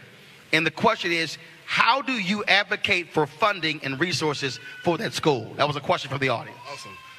I'm the board chair for Ivy Prep Academy, and actually, if you go to edlanta.org, I have my letter that I sent to our legislators about funding for all schools. It's available on there, but Atlanta is a mechanism that I use to advocate for not just school choice, but also improving our public traditional schools. Danielle, can you speak to the difference between private and public? I'm assuming between private schools and public schools. First of all, that's a question from the audience. You don't control the mic. Go ahead and answer the question. Okay. So somebody has a question. You can talk as loud as you want to, but she's going to get an opportunity to answer the question. Danielle, go right ahead. A public school, there's a level of accountability that you have for a public school. We all know in the state of Georgia we have traditional public schools. We also have state charter schools and local charter schools. So when you think about a public school, know that there's a system of accountability. For your private schools, yes, there might be a board, but that accountability piece for that education piece may not be there. So for private schools, it's important for parents to be careful and not make the assumption that that's the best match for their child just because it's private. So for instance, if you have a child with a disability and have an IEP and you use the special needs scholarship program, which is, you can use a voucher to go to a private school. That private school does not have to serve your IEP. Now, this gentleman in his school and Ivy Prep, they have to because they are a public school, even though they're a charter school. And your traditional public schools have to do that as well. So that's the difference between a private and public. And for whoever asks that question, if you want to talk about it more, I'll be outside at the end of this. You can come to the Ed Connect table. I'm a mom of a 4-year-old boy. How do I find the best school for him? And what's the criteria I need to have to determine if the school is up to par? Anybody? Well, I definitely you said she said it 4-year-old? She's a mom of a 4-year-old boy. Okay. Definitely knowing that early education is the key. And identifying, and now with the state of Georgia, we've now moved toward quality-rated schools for our pre-K schools. And with that, they now have to go through a more rigorous requirement for the type of curriculum that they're actually delivering. And by 2020, all the daycare centers, early learning centers in the state of Georgia will have to be quality rated. And that's the 1-star, 2-star, 3-star. So being able to research on the different schools and what it is that they're able to offer, going in and talking with the owners of that early learning center, talking to some of the parents to see how they like the particular school, and then even moving forward with your elementary school. You can always go online with the Georgia Governor's Office of Student Achievement or the Department of Education to be able to research some information on the schools in your area and going and talking with the principal. Aretta? So I was going to agree, definitely do your research. There are apsinsights.org is a great resource for going. apsinsights.org. You can look up all schools. You can look up not just their CCRPI scores, which is their Career and College Ready Performance Index. You can also look at their English and math proficiency scores. You could look at Title I percentages. You can look at attendance rates. There's a lot of good information. But aside from that, I encourage you to go to the school and visit the school and ask the principal, ask the leaders, what is your vision for the school? See, does that align with what it is that you have for your child? Talk to other parents who attend that school. Ask them to tell you about the good and the bad, because nowhere is perfect, but there has to be a place that's going to be a good choice for you. So do the quantitative and the qualitative research to find out what's best. And also really understand your child and what your child needs. So I understood that my kid didn't need a lot of free time. Free time equaled trouble for her. She needed discipline. She needed structure. That was specific to my kid. But my best friend's kid, complete opposite. So know your kid, their needs and their learning styles, and then do your research and matching what's the fit. There was a state representative in Chicago who wanted to shut down an online school. And I had her on WVON radio. and I said to Representative Monique Davis, I said, have you talked to any of the parents who have kids in online school? She said no. Have you talked to any of the students who go to the online school? She said no. I said, okay, how are you trying to shut something down? You haven't talked to the people who kids go there. She said, I just believe that kids should go to brick and mortar schools. I said, Representative Davis, you almost 70. I said, my nephew, who is at the time was 3, he was able to get my iPad, and Netflix was not on the home screen. It was in a folder. He was 3. He had my iPad, found Netflix, found the cartoon he watches on Netflix, and was watching the cartoon, and I thought it was my brother's iPad, it was mine. I said, Representative Davis, kids are coming out the womb learning technology. I said, before you try to shut something down, will you at least go talk to the kids? Because every kid is not meant to a traditional school. She went and did it. She came back and said, I was wrong. I said, you were willing to shut something. You were going to go to the state and use your power to shut something down, and you hadn't even bothered to talk to the parents or the kids to say, is that working? And it was nonsensical. Question, Gavin. Here in Georgia, what is the accountability of charter schools? Because the question says that when parents choose school choice and the school closes, this fails the student and ultimately the community. So what's the accountability, the oversight in Georgia for your school? So we are actually, our oversight body is both the Georgia Department of Education and the State Charter School Commission. So you have oversight? I have absolute oversight. Okay. And they are... He just said who? The Georgia Department of Education. He just said who? Lord, repeat it again. Repeat it again. The Georgia Department of Education, which oversees all schools in Georgia, oversees all charter schools as well. So every public school is overseen by the State Department of Education. And when you say oversee, what do they oversee? Everything we do, from education to nutrition to finance. There are about 10 departments in the DOE, and they all have a direct line to us. They send auditors out twice a year. The commission sends auditors out. The State Charter School Commission authorizes. They also send auditors out twice a year. So hold up. The State Charter Commission and the Georgia Department of Education both send auditors out. Yes. So you have oversight. I have a lot of oversight. I thought so. That pretty much answers that question. All this. Okay, all right, here we go. Okay, you're not like the board. Okay, so explain to me then, since you want to have a board, that's great. What's up with all these failing Atlanta schools? No. If you want to talk about a board, see, this is real simple. No. We can let them sit there. See, this is the fundamental. No, he fine. This is the fundamental problem I have. We keep yelling, board. Show me failing schools and what the board is doing. I just read to you in Atlanta. They are going to vote in 2 weeks on a new system. So what is it? Take your pick. Which is it? Are you mad at the charters? Or you're saying a board? But if the schools have been failing, what's up with the board? No. Since y'all want to talk, if the schools keep failing and y'all keep saying board, why are the schools failing? Why does that black element...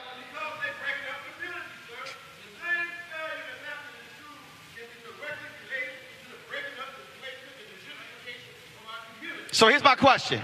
So for you, gentrification is the reason for it. Gentrification. So if a school in Atlanta has been failing for 20 or 30 years, whose fault is that? Okay. All right. Now y'all saying by design. Okay. So here we have an opportunity to control our schools, but you got a problem with that. That makes no sense to me. Why did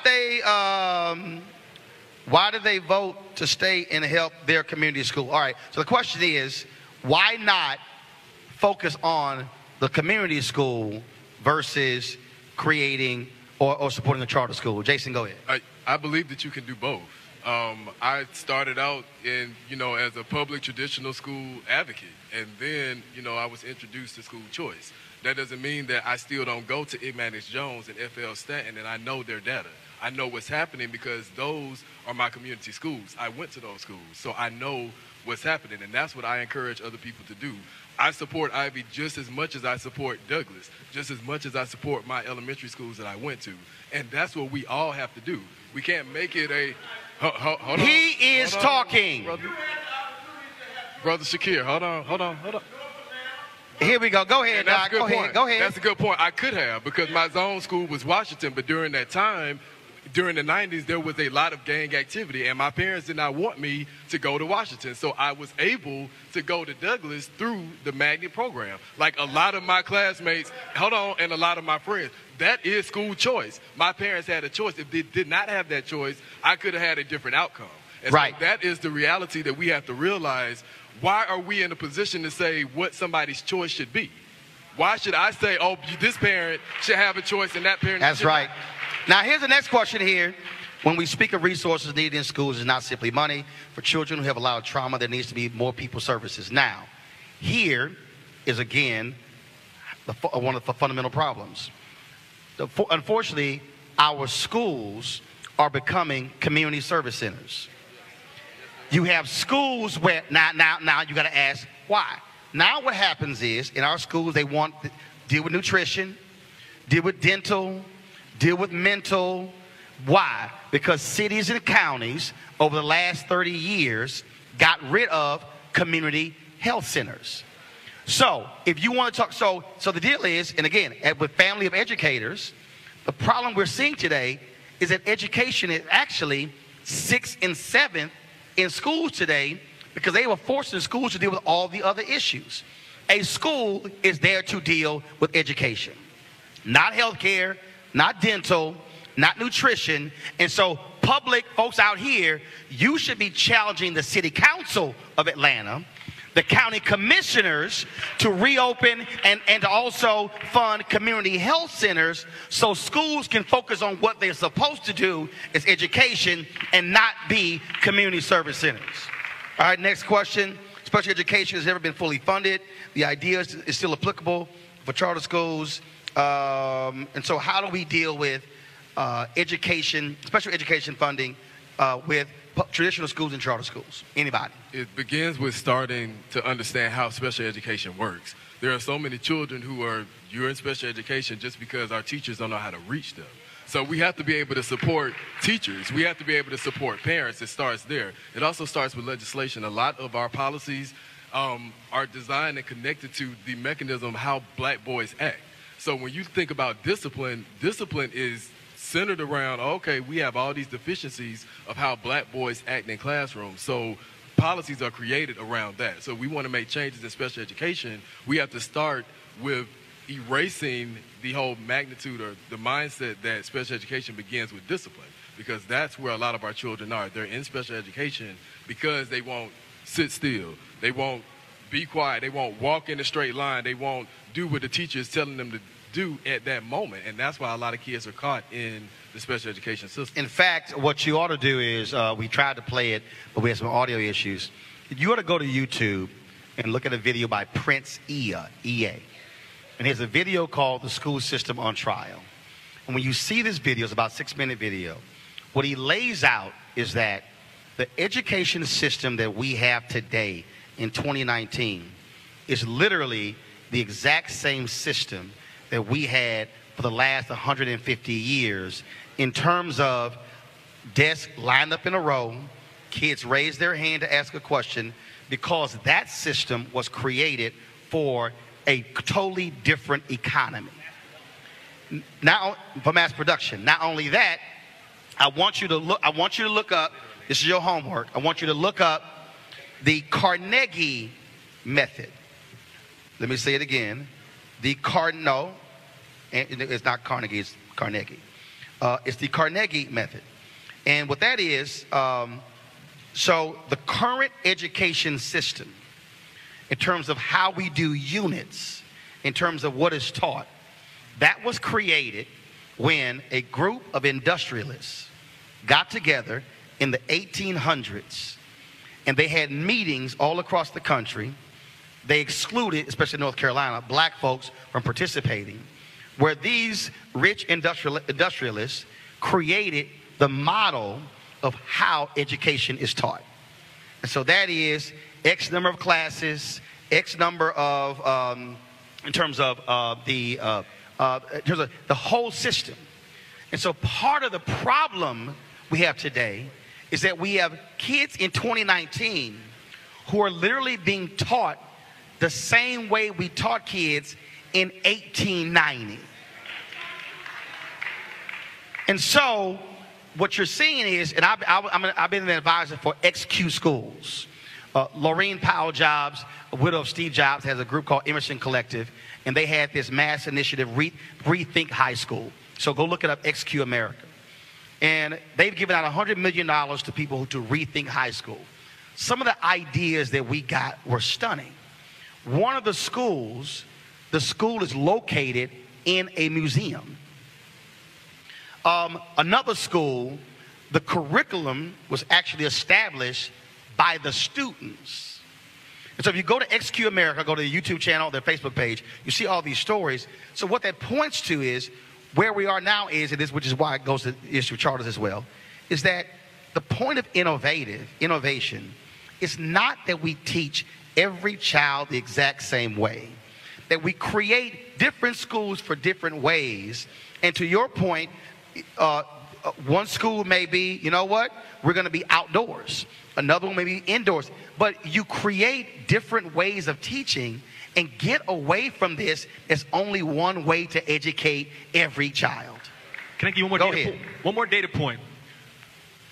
There are 15,000 school districts in America. Most of them are run by elected officials, like here in Atlanta. Boards. 68% of school board members in America do not have children in the school system in which they are on the board. And so, as a school board member, I have a wife who is a middle school principal in the largest middle school in my county, which is 1,300 students.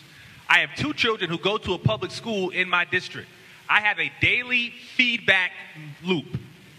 My wife says, Curtis, you passed some bill, it ain't working, you ain't got no money for it, I got classroom, it ain't working. My kid comes and says, Dad, I'm bored, this is not working, iPad.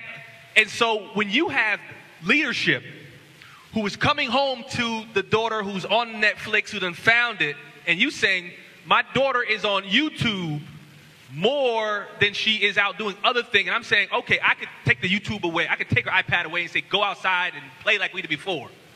But at the same time, we understand that the world is moving in a different direction. And if we don't move with it, we are going to be left behind. And you can see, I've traveled across the country, around the world, studying what are other school districts in Finland and Poland and Canada and South Africa doing, because we're in a global economy. And the people you are trying to compete with for jobs are not the people sitting next to you anymore. They are across the world.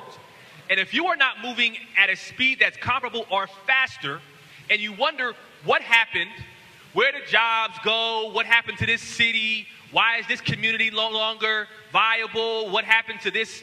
Because we were moving too slow, and we were too busy thinking about adults and how adults felt about themselves, and not about the kids who we knew were going to be tomorrow's employers and employees. And so we got to have that conversation where we're talking about, let's put leadership in people who are going to have to deal with this, not just at school board meetings, not just at city council meetings, not just at state legislative meetings, but you have to come home with it. You got to wake up with it in the morning and saying, are you going to educate my baby? That's right. The way I want her to educate it, because if you're not, then I'm going to have to make some changes.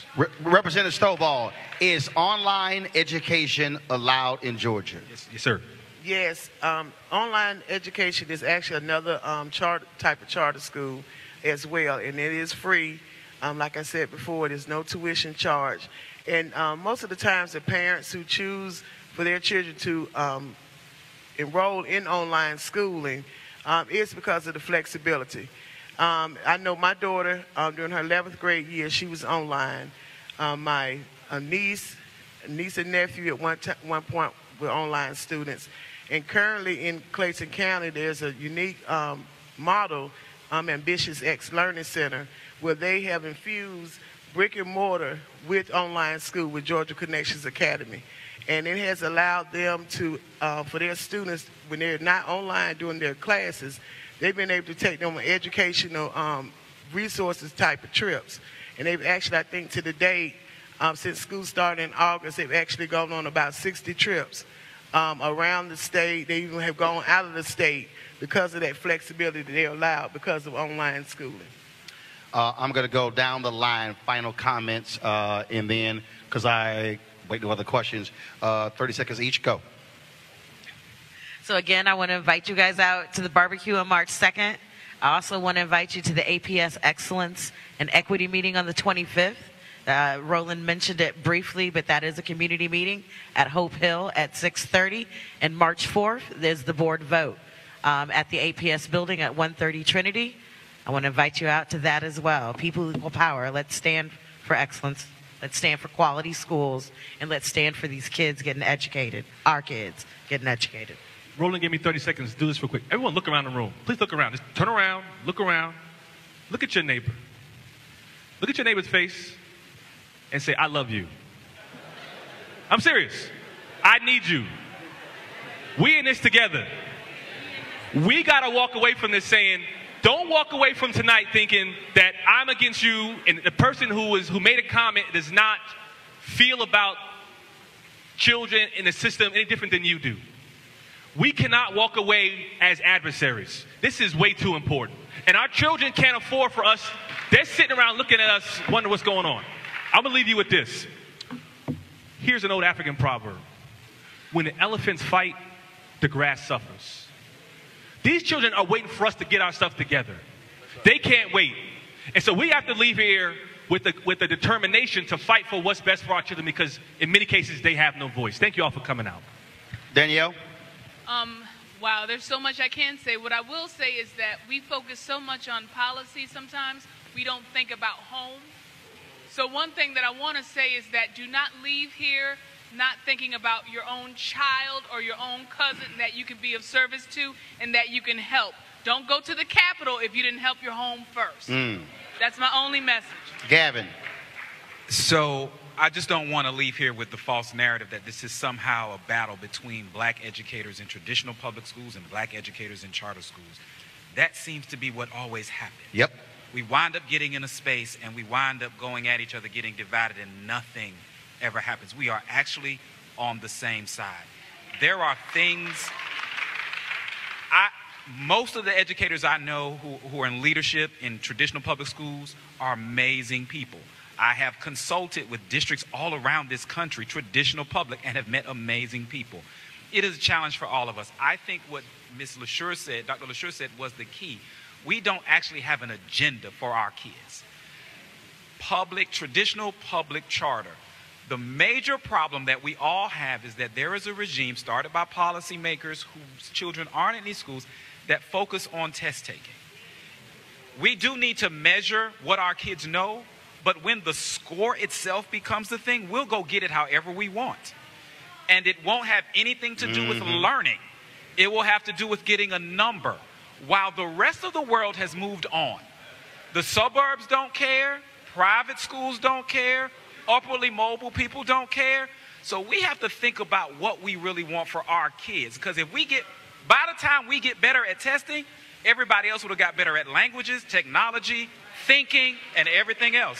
So that's a whole nother conversation. But we need an agenda that talks about how we raise our kids at home and what things we need to teach them in school that will matter for them, separate and apart from other communities, because there is a different need. Jason.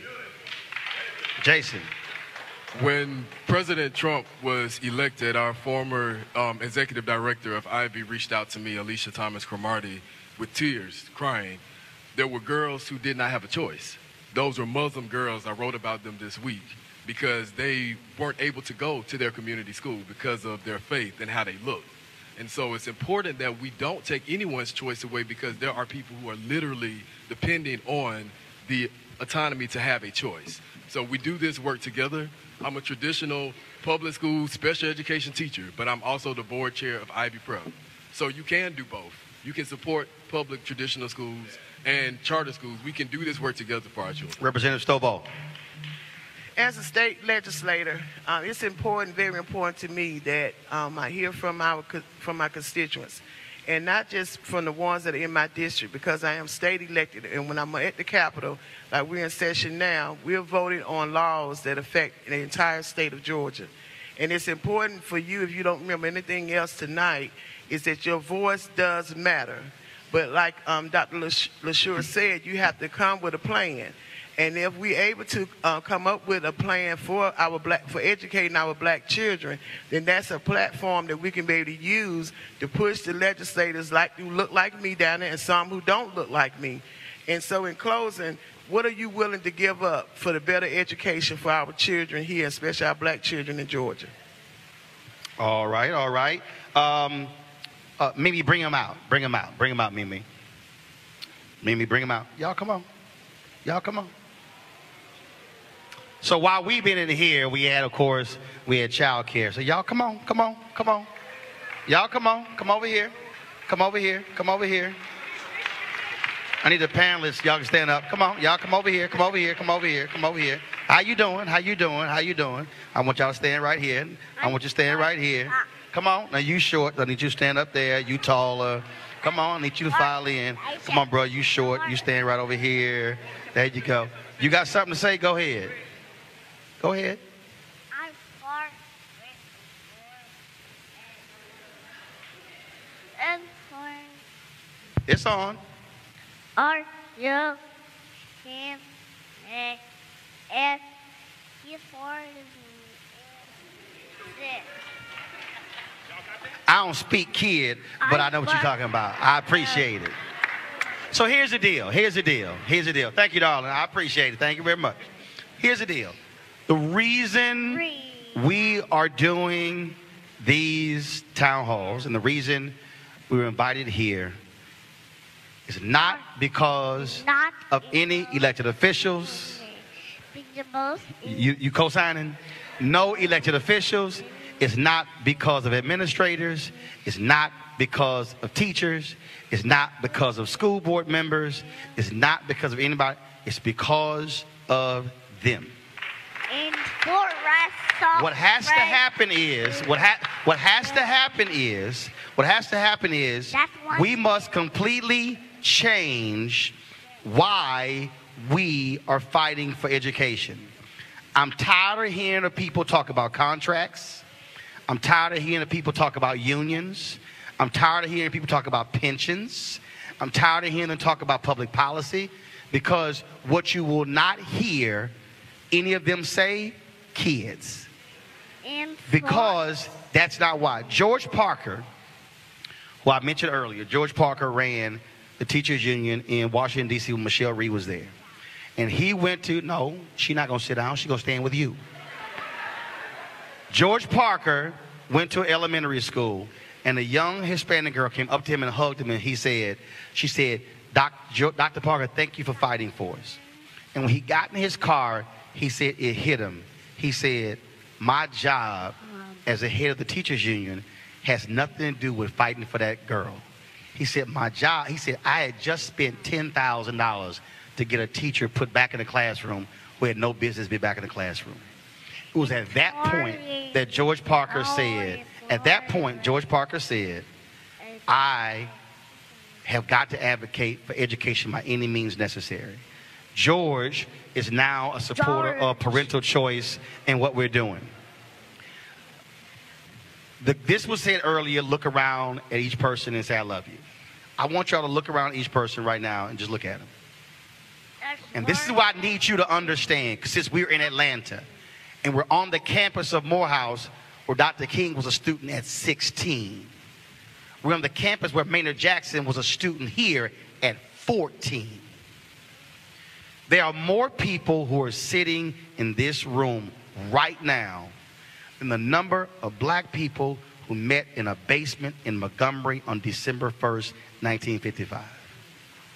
When you look at the civil rights movement, it was because a handful of people launched a one-day boycott. The Montgomery bus boycott was not supposed to go 381 days. It was a one-day boycott that went to 5 days, and then it went 381. They then said, what's next? Then they went to Albany, Georgia, the Albany movement, the Nashville movement. 4 students at North Carolina A&T launched lunch counter sit-ins. They didn't ask anybody's permission. Freedom rides, all of those different things. Why am I saying that? Because black people changed America in a 13-year time span. Black people have forced America to live up to what it wrote down in the Declaration of Independence, all men are created equal. Black people has taught America what it truly means to be an American. Black folks, when they had the Arab uprising, they were wearing signs that said, I am a man. The same signs black sanitation workers wore in Memphis in '68. If you go to India, you can go on an MLK Drive. When they were in Poland with Walenza and the Solidarity Movement, it was singing Lift Every Voice and Sing. The Eastern Russians were singing We Shall Overcome. How is it that the world has picked up on the movement that black folks led, and we got black folks in 2019 who do not have the same capacity and courage to fight to change?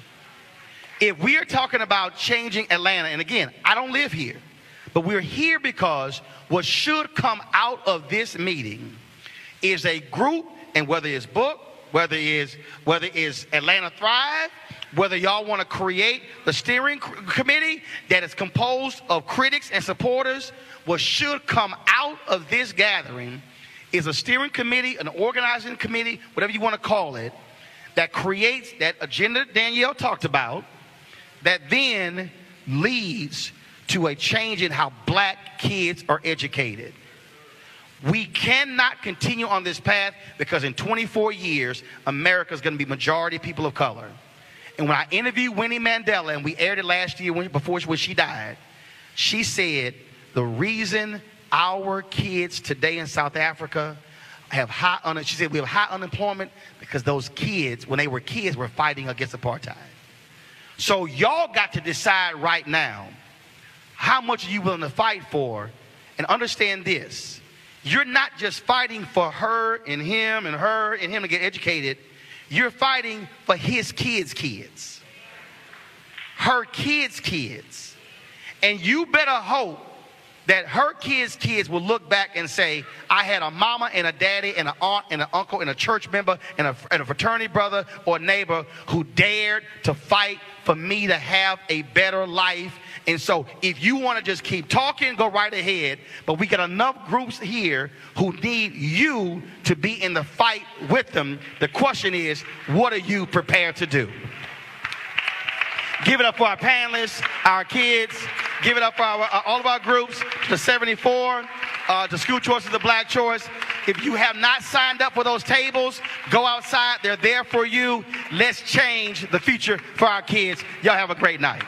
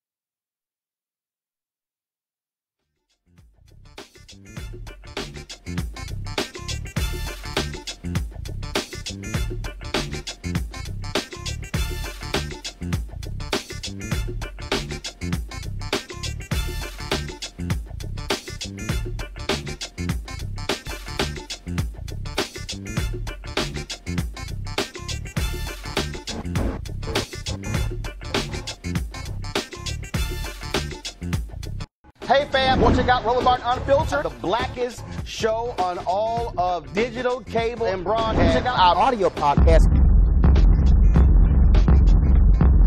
There's only one daily digital show out here that keeps it black and keep it real. It's Roland Martin Unfiltered. Press play.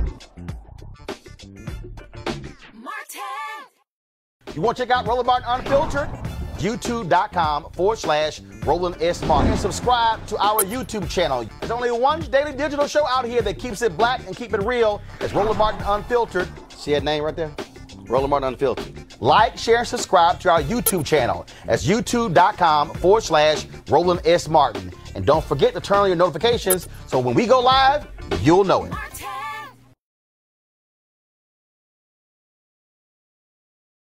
You want to support Roland Martin Unfiltered? Be sure to join our Bring the Funk fan club. Every dollar that you give to us supports our daily digital show. There's only one daily digital show out here that keeps it black and keep it real. It's Roland Martin Unfiltered. Support the Roland Martin Unfiltered daily digital show by going to RolandMartinUnfiltered.com. Our goal is to get 20,000 of our fans contributing $50 each for the whole year. You can make this possible. RolandMartinUnfiltered.com.